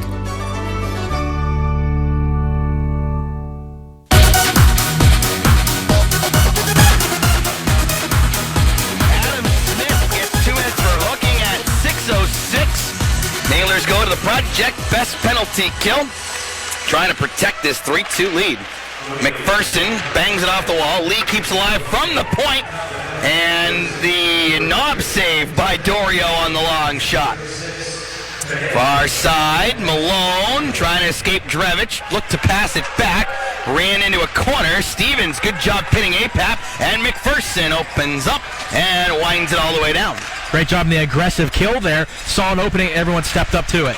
McPherson tried to knock Folk silly as he entered the zone. Malone into the slot, left side wrister up over top as he was lunged at by Matt Alfaro. I think Alfaro coming over and diving to block it, obviously takes away the bottom half of the net, had to try to rise it high, but he put it too high, put it up into the netting. 1:27 left to kill, safe on the far side as the linesman lost the footing on the stick. 13:21 left in the third, 3-2 Nailers. Draw to Dorio's right, Hossinger and Cuglietta. They did that face-off backwards.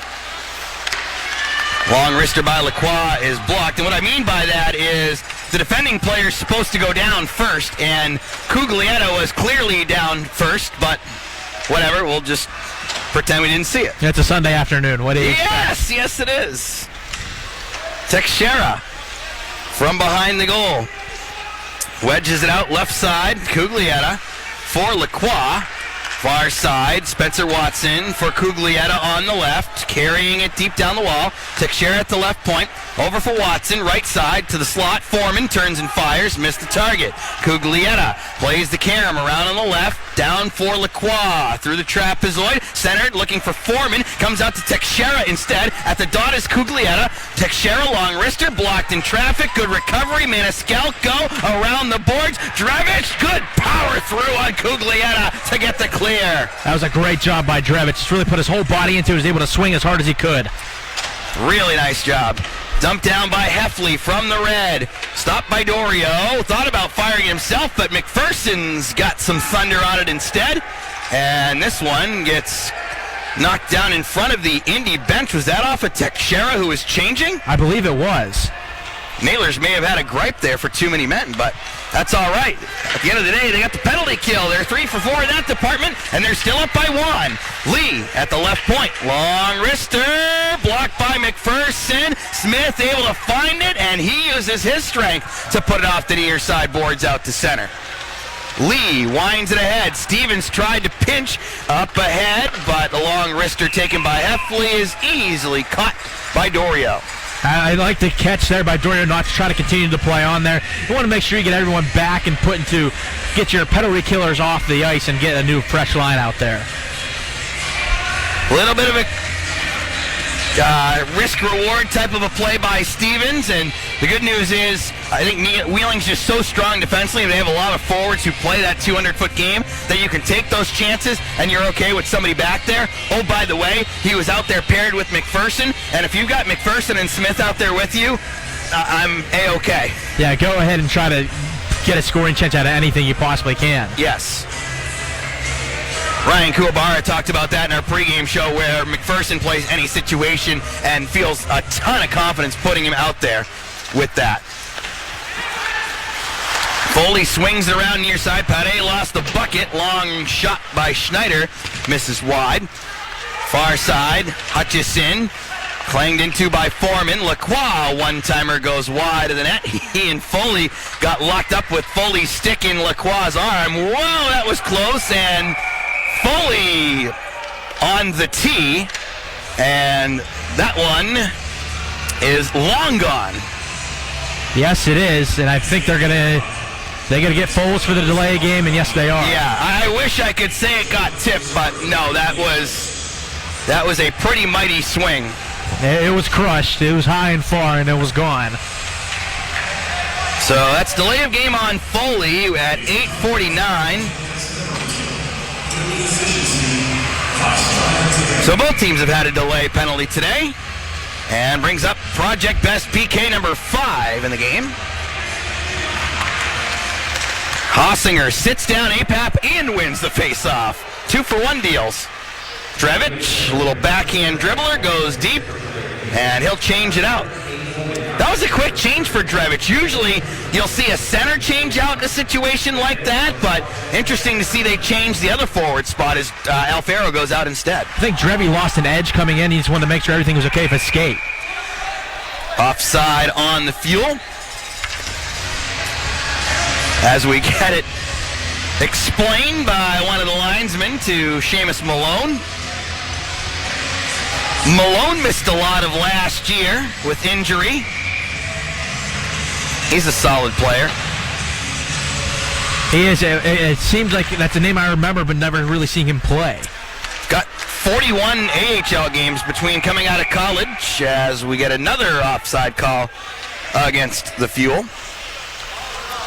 Yeah, 41 games combined between 18-19 and 19-20 with Utica, and then only played in 13 last year. Switch sides this time for the draw. Right in front of Matt Foley, who has 1:29 left on his penalty. We have 10:40 left in our third period. The Nailers leading 3-2 on a go-ahead goal by Alex Stevens, the first of his pro career. From a tip that came from the face-off dot. Yes, friendly fire by the Fuel. They essentially tipped it into their own net. But maybe if you ask Alex about it, he'll tell him that he just sent a rocket into the top corner, glove side. Oh, that's exactly what he'll say when he tells everyone or his grandkids about his first pro goal. Which is accurate. It's just that there's other details that go along with it. How long can we stretch the truth? Puck buzzed all the way around near side boards, and it's Teixeira to play in Indy territory. Far side, Watson looking across the way. Gets Cuglietta in stride, left side. Oh, McPherson almost swept it off his tape. Watson, top of the right circle. Slapper coming save made by Dorio. Far side, Maniscalco locked up with Lacroix. McPherson picks it free. Doesn't get much on it because of the pressure by Foreman.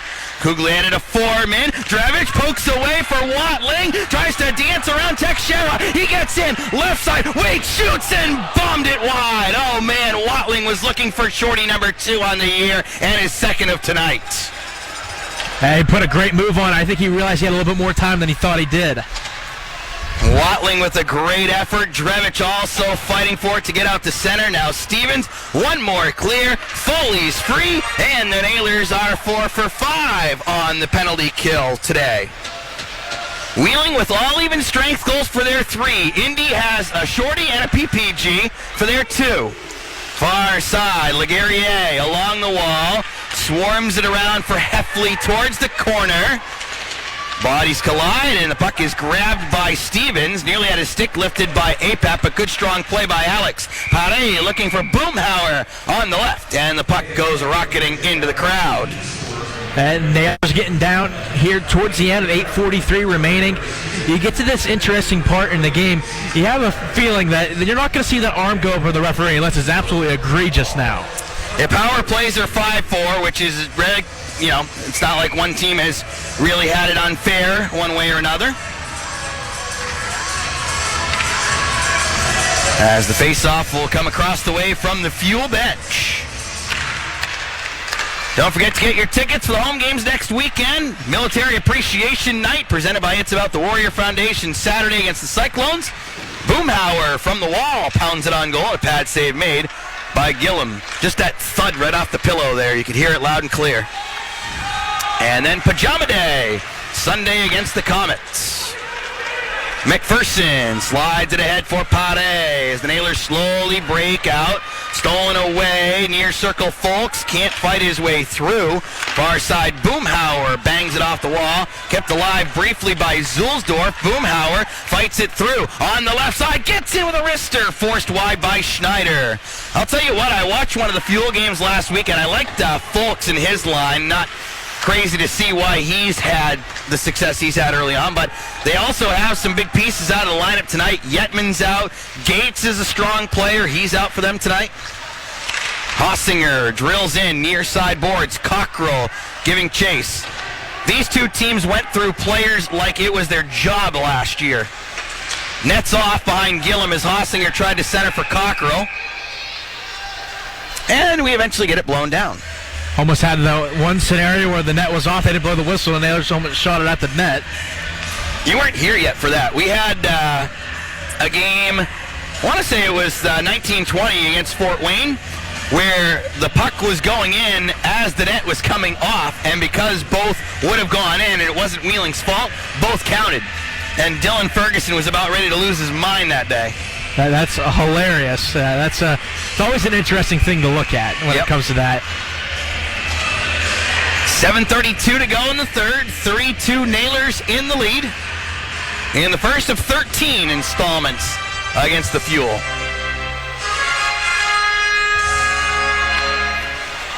How's football going today, by the way? Anything fun going on? My Chargers are currently tied in the fourth quarter late against the Eagles, so that's why you keep seeing me check the phone real quick. I see. Back and forth they've gone, and a little nervous right now, a little nervous for both reasons here. Icing on the Fuel.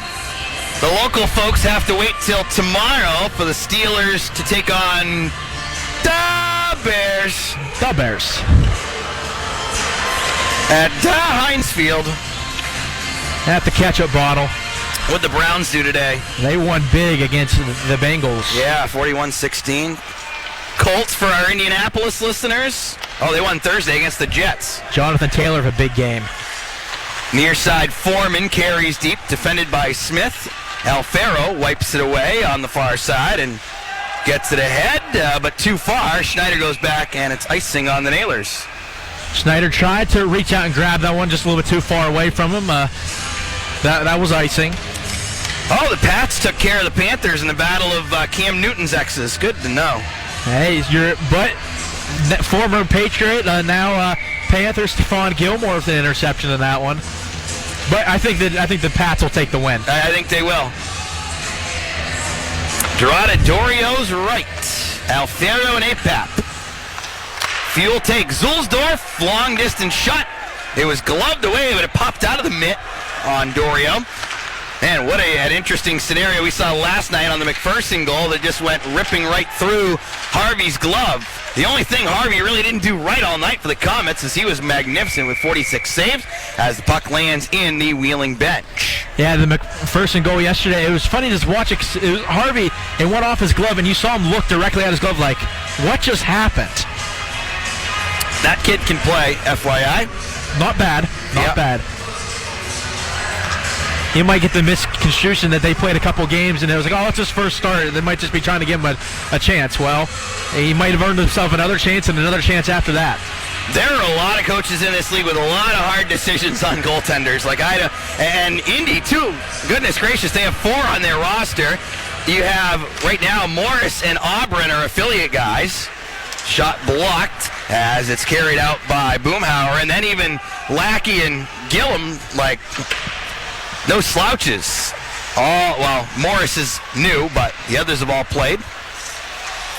Near side, Schneider out to center as McPherson blasts it ahead. Schneider goes back to collect in the near side corner. Zulsdorf off the referee's skates. That probably favors Wheeling as it prevents a breakout from speeding up. Pare airs it into the near side corner. John Keller gave me the Go Browns because the Browns and Patriots are going next week. Oh, should be you against half the valley. Always appreciate all of John's work, both with Regional Economic Development Partnership and Beyond Marketing. A lot of hard work behind the scenes to make this happen in season number 30. Hutchison gets the puck rolling like a wheel, and it slows up in the snow in the near side corner. Turned our clocks back last night, which means winter is right around the corner. Maniscalco tried to shoulder into Watson, who got around. Curl drag shot, and Dorio stuffs it away. Man, Watson got it open, and now a big-time hugging match in front. Hossinger wants to get to Malone, has the glove or 2 off. See if they'll just keep that as is. I believe that's, you don't know from how they've called the unsportsmanlikes and everything after the whistles today. We haven't seen that a lot since the first period. But they have immediate timeout to sort out the laundry. 5:31 to go in the third. The Nailers leading at 3-2, looking for home win number 1 on the Nailers Broadcast Network, presented by Main Street Bank. Are you looking to purchase your first home, refinance your current mortgage, or need money for home improvements? West Banco is lending special first-time home buyer loans with low down payments and no PMI, down payment assistance programs, FHA, VA, home improvement, and conventional loans, all designed to meet your needs. West Banco has lending professionals who will take the time to explain all the details and help you through the process. Call or stop by one of their local branches for more details. West Banco Incorporated, an equal housing lender. 30 reasons you gotta get back to Nailers hockey. Reason number 1. 30 seasons, 1,000 victories. Number 5. Coach Derek Army is back. Reason 13 you gotta get back to Nailers hockey. The beer can pyramid. Number 22. It's where you first met your wife. And reason number 18. She spilled nachos all over you on the winning goal, and you wisely apologized. Gotta get back to Nailers hockey. Opening night November 6th. Call 304-234-GOAL or go to wheelingnailers.com. 5:31 left in the third. Matching minors on Malone and Hossinger, so we'll play 4-on-4 with the Nailers leading at 3-2. A lot of open ice here for the last 5:31 here of regulation. I'd like to see the Nailers continue to keep putting on that pressure. Alex Stevens, the go-ahead goal, the first of his pro career, as the Nailers are racing a 2-0 deficit. They scored in the last second of the second period to tie it and are now in the lead. Lee, center point to Watson, one-timer, great block by Smith. Knows Watson's got that great shot, got right in his grill and made the block. Maniscalco is putting pressure on Teixeira. Lee, left side wrister, blocked by Smith, up and out of play. Again, that's 2 back-to-back plays by Smitty just to get in front of the puck and block it. One of them, Maniscalco takes from there. That's one goes up into the netting, so great job there by Smitty. 5 minutes and 13 seconds to go in the third period. The Nailers with a 3-2 lead over the Fuel. Looking for their first home win in season number 30 on this Sunday afternoon.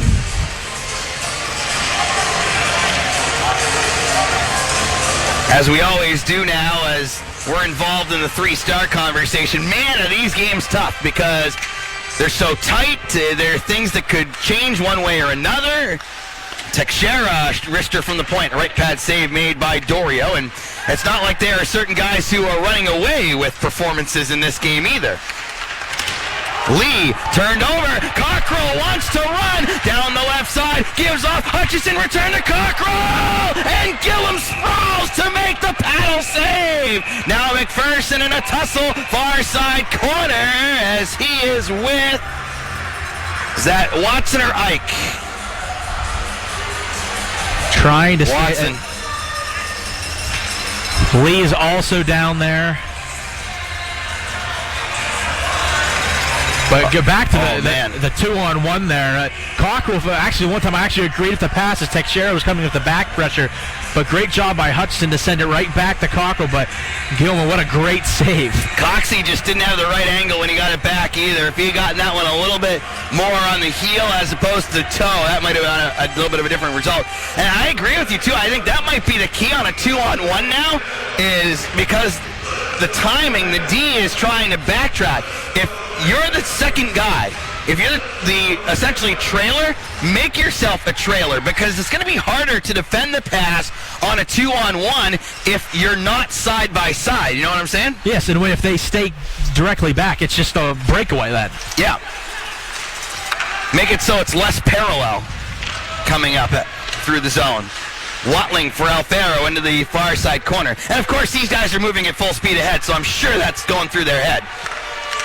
Cuglietta for Folks somehow stayed on side as Folks upended Watling. However, he upended Watling and the puck wasn't there. Thus, it's interference on Indy.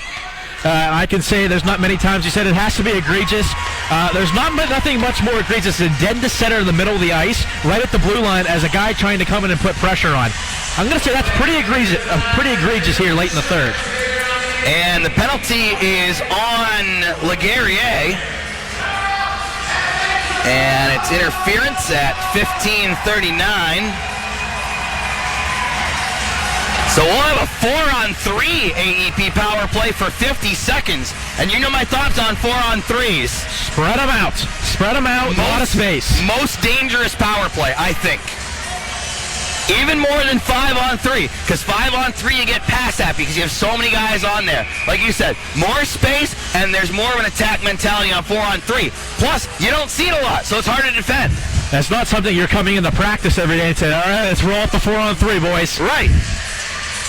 So here we go. 50 seconds of that with 4:21 to go in the third. Naylor's up 3-2, and Gillum's going to take care of this one himself. Watling curves from behind his own net, up the left side, working his way deep, feeding around the back wall. Alfaro, top of the right circle. Watling straight away to Alfaro, right circle. Watling in the middle, wrist shot, blocker save Gillum. Down to Maniscalco, far side, ripped across. Alfaro kicks it to his stick on the doorstep. Hutchison tries to go through the legs and tack, but a save made by Gillum. Essentially, when you get into the 4-on-3 here, it's the three guys are going on the guys out in front, and the Nailers put Hutchison right in front of the net. They left him alone, so try to get underneath to him. He's had to try to lift it there, but the only reason they kind of leave that guy open, it's a tough place to try to find a spot to get it through the goaltender. 14 more seconds of 4-on-3, and then a minute and 10 of 5-on-4. 3:45 to go in the third. 3-2, Wheeling in the lead. As the Fuel take possession, but clearing attempt blocked by Maniscalco. Gives over to his left, Alfaro, shot blocked, rebound, Hutchison through, Watling score!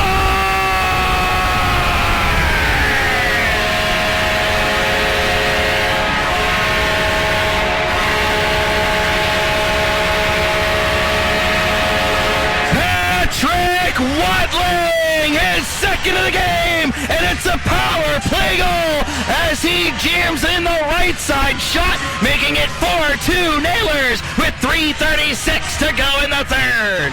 And that has to feel good. A little bit of insurance here late in the game, and Waddy puts it in the back of the net. Another multi-point game for Patrick Watling. Man, when he gets points, he gets them in bunches, as that is 3 multi-point games for Waddy, and that's a 4-on-3 goal. And we'll play 4-on-4 until now, as the parties are out. What did Ryan Kuhlbauer say they needed to do today? Score on the power play. And what did they do today? They scored on the power play. To hopefully get close to putting this game to bed. Still 3:15 to go, and Gillum's going to the bench for the extra skater. Wowzers. Early pull by Doug Christensen. Far side corner. Teixeira worked to the wall by Maniscalco. Watling carrying it ahead for the hat trick. Left side. Oh, he just missed wide. Looking for his second hat trick as a Nailer. His first was 4 in Jacksonville. Hossing a right side shot blocked by Chaika. Far side. Gobbling after that one is Apap. Watson dips it in far corner. Smith first one back. Skids it around. Drevich colliding with Apap. Alfaro goes to work in behind the cage. They look to jam out in front. Lacroix in the trapezoid. Drevich frees it up. He's going to send the 200-foot missile, but wide to the right for icing. That would have been great if Drevich would have been able to fire that one in, because we see him do it at the end of every single warm-up. He goes, right before he exits the ice, from that same corner, try to fire one in on net. Hutchison and Alfaro get the assists on the Watling goal. So Nick Hutchison, in his first game against his former team, has a couple of points. Has to feel good for him as well. And remember something, Isaac. Indy, Watling just got spilled by McKay, and that should have absolutely been a penalty. Puck was nowhere near there. Remember, Indy burned its timeout on the 5-on-3 in the first. Drevich in left side. Fans are screaming for him to shoot. Shoot. Watling possesses all the way back to Smith in his own end in the middle. To McPherson on the right. He throws it all the way down the ice, and that one's denied by Lee with 2 minutes to go. Watling is dead. He goes off for the change. Center ice dump in. Stopped by Dorio. Hutchison tried to clear. That got blocked. Folks works his way deep to the far side corner. Smith shoves into him. Drevich the takeaway. Works his way to the right side boards. Can't get it out of the zone as Lee kept it alive. Far circle McKay with a skyward wrist shot. Drevich gonna try again. Hammers it down the right side boards. And Teixeira will get back there for the icing call. But it's always fun at the empty netter, and obviously everyone on the ice now for the Nailers is dead tired, and obviously you'd like to try to get a dump in and get a change here, but also realize if you put the bullseye on the board as well, it also helps.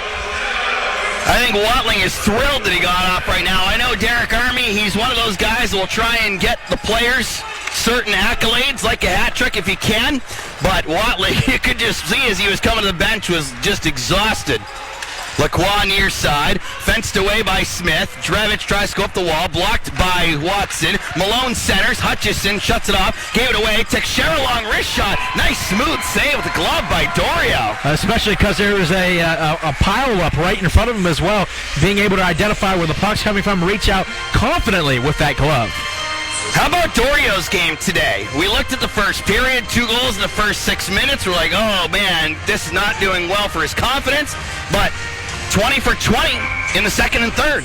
He's looked very good. I think he's gotten a little bit, it takes a little bit to shake those cobwebs off, and finally got there. And that one goal I was in front, and not really, it's more on your D's than saying, yes, could have made the save, but yeah, at the end of the day, it went in. Can't put full blame on him. No, and I think he's bounced back well. It's nice to see him get comfortable in there. I mean, you're going to see both goalies next weekend for sure with the 3-3. Guindon's not ready yet. Draw to Alex's left. Tied up, and it ends up behind the goal. Foley drills it around near side. Lee gave it a try and did not get a piece of it as it goes squibbling down for icing. It was the old reach. I think I can get. Oh, went past me. Oh, shucks. I'm just not fast enough to get that one. Oh, my arms are a little too short. Yeah. Can you pass me the remote? No, I think you're going to have to get up and get it yourself. Sorry. Hey, the pizza man's at the door. Can you get it? I just sat down. Malone to the center point for Lee. Feeds one-timer. Teixeira floated up over top of the net. Alfaro holds off Watson. Lee across to Teixeira. Finding it on the right side. Cockrell giving chase. Spat it behind the net. Near corner. Watson taking there. Chopped down by Maniscalco. Teixeira then steamrolled by Cockrell. Far side. Apap dropped Maniscalco and turnabout is fair play after what we saw a few minutes ago. That might have been a trip. We're just going to look the other way, though. Apap opens it up for Malone. Left side looking back across the way. Nobody home. Maniscalco carries it to the corner. Man, this line has been out there forever, and they're doing a fabulous job of keeping this 4-2 Nailers lead. Apap looked to center. Rolls it around. Watson tried to jam up top. Missed. Watling for the empty net. And the hat trick. And the bullseye.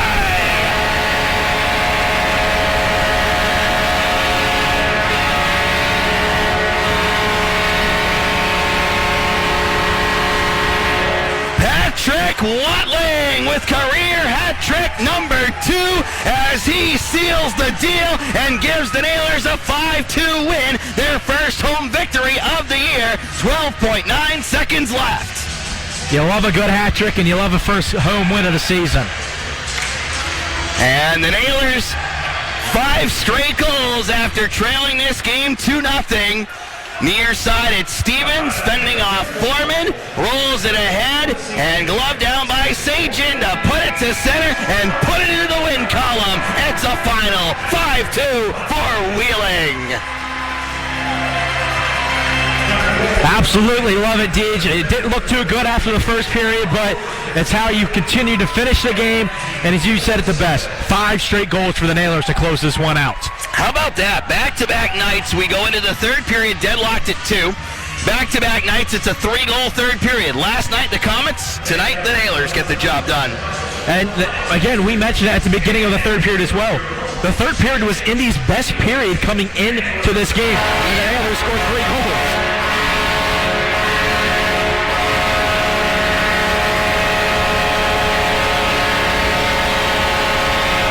Yeah, they were +7 at 10-3. And it's the Nailers who turn the tables and go 3-love in period 3 tonight.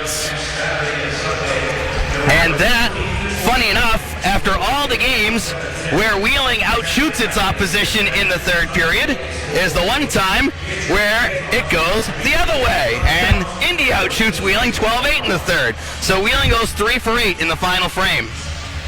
I think you can look at the 12 shots there and you go, oh, wow, Indy really had it. But the Nailers were on their heels for the last 4 minutes because of the goalie being pulled. Writing down all the post-game numbers, and now we get to roll out carpets by Jameson for our 3 stars of the game.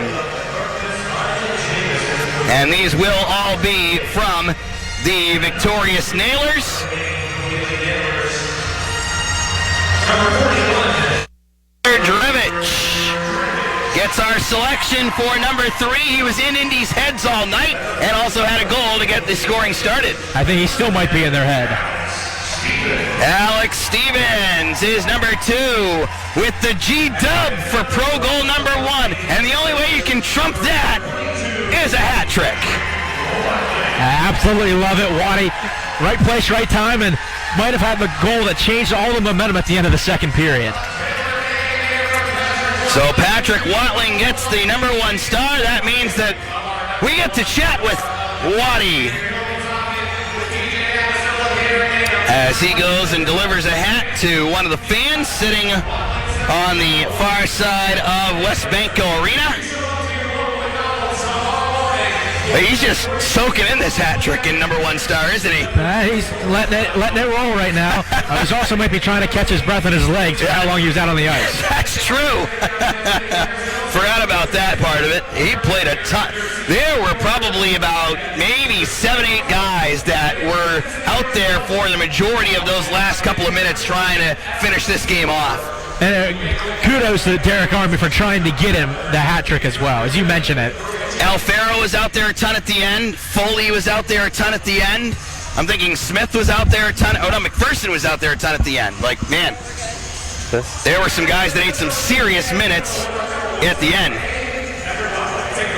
Thanks so much, Corey. I think we found a new nickname. It's Hat Trick Patrick. Second hat trick of the Wheeling Nailer for Patrick Watling and Waddy. What a night for you guys, in particular you. Let's start off end of the second period. Seconds are ticking away. How much time did you know you had to stuff it in with .2 left? I really didn't know how much. I just heard everyone cheering. It was a race to get to the puck and net, and luckily we squeaked it in. Did you look up at the clock after you scored it? Yeah, I was pretty amazed myself. I've never scored that one that close. So you go into the third period. Alex Stevens makes it a 3-2 game. You guys then get a 4-on-3 power play, which you don't see a lot of. What do you guys look to do when you're playing the 4-on-3 since you have it so rarely? We just want to make patience, not force it, and make the right play, which we did. The empty netter, of course, finishes up the hat trick, but you, McPherson, Foley, Alfaro were just eating minutes at the end of the game, trying to preserve the win. How exhausting was that? How rewarding is it to be able to get it done? Yeah, we definitely had our easier days, but to pull it out in this crowd here for the fans is great. A solid weekend for you guys as you get the home opening weekend started. You get your first home win of the year, and hopefully this another comeback win for you guys. You guys win in exciting fashion. Does that give another boost to the team as you look for a 3-3 next weekend? Yeah, we definitely don't give up. It's going to be nice to end on a high, and we're just going to keep trucking. All right, Waddy, I appreciate a few minutes of your time. Congratulations on another trick for you and another big win for the Raiders. And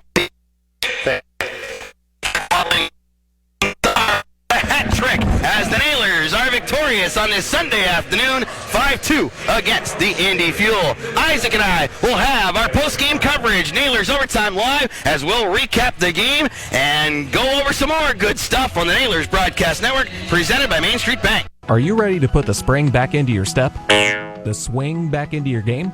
WVU Medicine Reynolds Memorial Hospital's team of board-certified orthopedic surgeons have the experience and expertise to get you on your way to living your best life. From sports injuries to shoulders and hips to foot and ankle injuries, Doctors Michael Myers, Mary Haas, and John Milhalski are the experts you want on your team while staying close to home. WVU Medicine Reynolds Memorial Hospital, delivering the right care at the right place at the right time.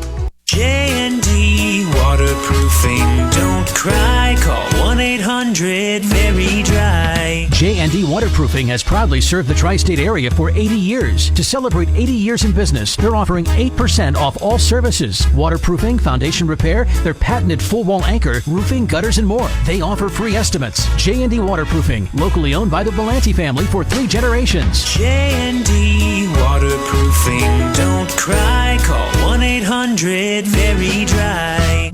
Meet Bob Minetti. In 2016, he was diagnosed with pancreatic cancer. Bob participated in a clinical trial that included cutting-edge radiation therapy and surgery. He's been in remission since completion. I'm Keisha Sharp. Since losing my mother to pancreatic cancer, I've been working to share the kind of state-of-the-art work being done by Stand Up to Cancer and Lustgarten Foundation. To learn more about the latest research, including clinical trials, visit pancreaticcancercollective.org. It's the Naylor Salute to Service Night, Saturday, November 13th, puck drop 7:10, with a specialty jersey auction. Proceeds benefit the It's About the Warrior Foundation. Camo hat giveaway for veterans and active duty. Bring your military ID. The U.S. Air Force swear-in ceremony and post-game autographs. Salute to Service Night and 30 seasons. You gotta get back to Naylor's Hockey. Get tickets. Call 304-234-GOAL or go to WheelingNailers.com.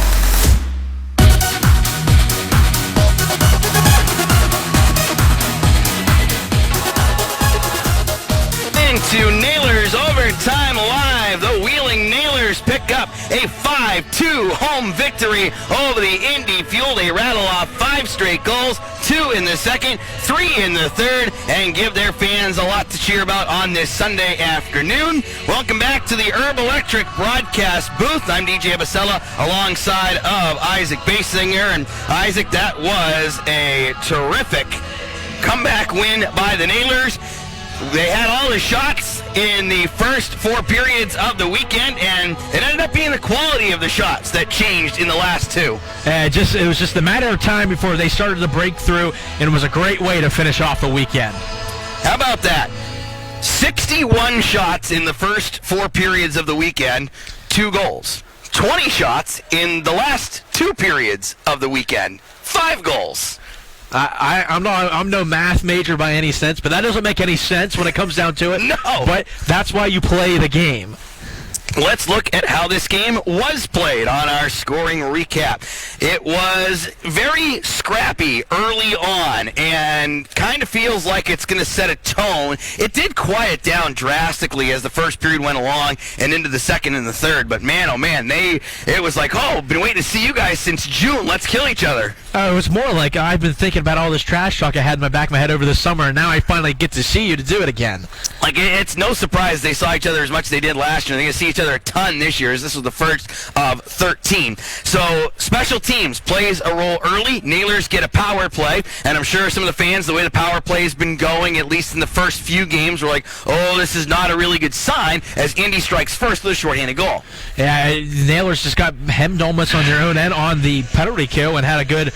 Just couldn't get it out and get everything moving, and they were able to take it away from the Indy forwards. Ultimately, Wheeling had 4 forwards and a D on the ice, and it's an uncomfortable position. When you're a forward, you're not used to having to deal with corner battles in your D zone. You're used to it on the forward side of things, in the offensive zone, and you got to give credit to the Indy forwards, the forecheckers, McKay and Ike, who ultimately forced the steal and get it in front, and Ike, with a great move, forehand, backhander, just lifted over. Alex Dorio sprawled out on his blocker side. Yeah, there's not much Doria could have done there as well. Ike gets his first of the year from McKay at 3:21.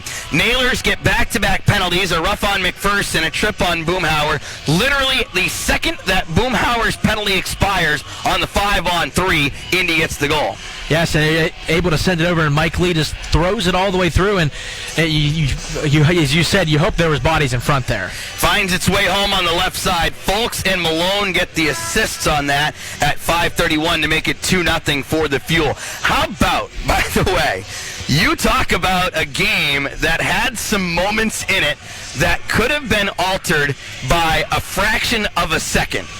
The Boomhauer penalty, well, the McPherson penalty, actually, because Boomhauer's was the second one. The McPherson penalty expires just a hair before the Lee shot goes into net. Otherwise, the Nailers are killing a penalty for a minute and 19 down 2-0. Yes, and this is after Indy called a timeout to try to get everything set up as well. So imagine that during that timeout it was, all right, we're going to score on the 5-on-3. Then after that, we're going to get something riled up for the 5-on-4 as well. Like, that could have been a really bad scenario, down 2-0 and still killing. But luckily, got through that. Penalty comes off, so it's 2-0. So you get through the first period. Nailers are controlling at least the pace of the game with 13 shots to 6. And then finally get a goal to go with some good hard work in the second period. Yes, Felix Paré is able to find Tyler Drevich right in front of the net, and he's able to stuff it home. I am so excited to see Paré come along here in his rookie season and what type of player he's going to develop into, because now we've seen him a few games in at 21 years old. You're starting to see the points come the last couple of nights. This is very encouraging. Yes, and we mentioned it plenty of times. You have to figure out what type of pro player are you going to be. Yes. And that takes a little bit of time to figure out, and I think he might have found a role he's going to like and can contribute to this team. I've seen that with a lot of guys. Sometimes you'll see someone who's in college and maybe is a third liner, but all of a sudden the pro game opens up a world of opportunity for them. On the flip side, sometimes you'll see a top line guy in a junior role who's used to just ripping apart 16, 17-year-olds, and all of a sudden pro is a reality check of, oh my gosh, I'm playing against grown men. Like, it's very interesting to see. But a great pass by Paré. Awesome job by Drevich going to the top of the crease, and Drevich with the slam dunk for his first goal of the season. Paré and Boomhauer get the assists at 8:24. I love Boomhauer too with 3 points in the last 2 nights. He's stepping up, and he dropped the gloves again tonight as well. And you can argue that's the one way to got the game started moving in the right direction. That's a good point. When did that take place? That was, 27 seconds into the second period. Drevich tried to get the fight after the 2-0 goal. He goaded McKay into dropping a glove and getting himself an unsportsmanlike. But yeah, that's a great point by you too. And he comes one shy of a Gordy on back-to-back nights. Last night he missed the fight. Tonight he missed the goal. Oh, he's got the Gordie Howe for the weekend. Gordie Howe weekend. I like that. So 2-1 Indy. Looking like it may go into the intermission that way, but Patrick Watling had something to say. First off, huge credit to Nick Hutchison. He literally skated circles around the Indy Fuel, just trying to find somewhere to go, try to get the shot off, and it went wide, and right there at the end, Waddy's able to drop it down and fire it in, and if he blinked a second more, it wouldn't have counted. 0.2 seconds left on the clock when Patrick Watling tucks in the backhand wraparound for his third goal of the season. Hutchison and Hossinger with the assists at 19:59.8. And we talked about it around the time of that goal, the possession that Wheeling had, some sustained runs, not necessarily a ton of shots on them, but just kind of trying to wear down the Indy D. And exactly, I couldn't have said it better myself.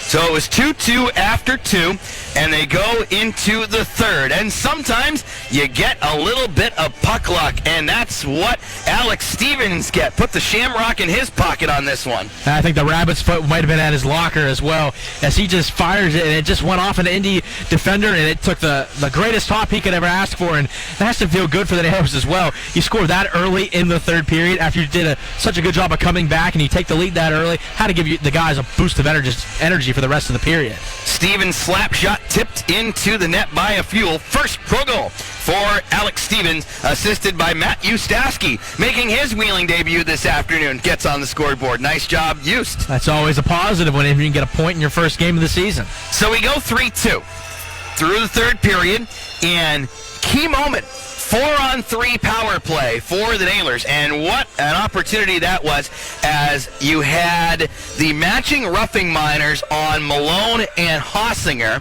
and then the interference as Indy was trying to enter the zone by Laguerriere, the defenseman, and man, like 4-on-3, as you're getting late into a game, when you think about pulling the goaltender, and you have the matching minors that set up like a 5-on-4, but 4-on-3 can be very, very deadly, and for the Nailers, they made that ring true. And it was deadly. And you interfere with Patrick Watling on the other end, he's going to come down and pay for it, and he pays it off on the 4-on-3. Right. He was the one who drew the penalty. Hutchison's shot rebounded out to Watling in the right circle, and he was able to sweep it in as Watling's second of the game and fourth of the year, assisted by Hutchison and Alfaro at 16:24. I'm very encouraged by Alfaro getting a point there too, because he has had a very surprisingly slow start, at least in the points department. Obviously had an AHL game, but he's one you expect, and I think we will see how we'll have his points as the year goes on. There's no doubt about that. I think they'll come eventually, but his line mate's getting a lot of points with it as well, so he's doing something right.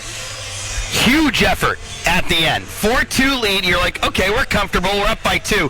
But Indy pulls the goalie with 3 minutes left. And, I mean, these guys worked their tails off to get this game to the finish line before we even talk about the empty netter. Oh, it was unbelievable. I mean, they were trying to fire it in and hit the bullseye plenty of times, but it never felt like Indy was had a grade A scoring chance. If there was someone there was a body in front of it that just squeaked through. I forgot to mention him on the interview with Waddy, but Drevich was also a big one during that last few minutes. Drevich, Watling, Alfaro, McPherson, Foley, Smith. I mean, the list goes on. They did an unbelievable job of holding it to 4-2, and then Watling finishes it off with 5-2. And good for Patty, be able to get the Hattie. 5th of the year, 3rd of the game at 1947, unassisted as the Nailers win it 5-2. Power plays in the game. Both teams end up with a 1-for-5 performance. Alex Dorio gets the victory. Very nice. 1-0 on the year.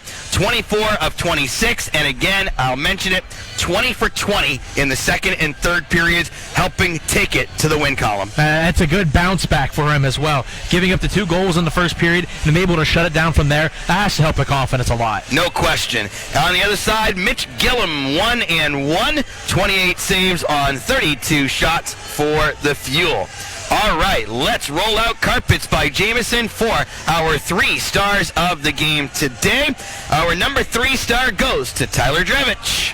No question there. He did a great job getting that goal. Tried to do as much as he could to get the energy buzzing for the team, and he ended up getting a goal to show up and basically start to get everything moving in the right direction. Was trying to change the momentum at 2-0. We really wanted to get into that fight. It's kind of funny. Like, you would expect somebody like a Boomhauer to maybe be the one because he's got the fighting majors, and ultimately he did in the second period get the 4th fight of the year to start to try and turn the momentum. But Drevich, good for him to go out there as a leader and try and get that fight after 2-0 and try and swing the momentum. And like you said, ultimately gets the goal to go 2-1 as well. So that's a big part of what Drevich did tonight.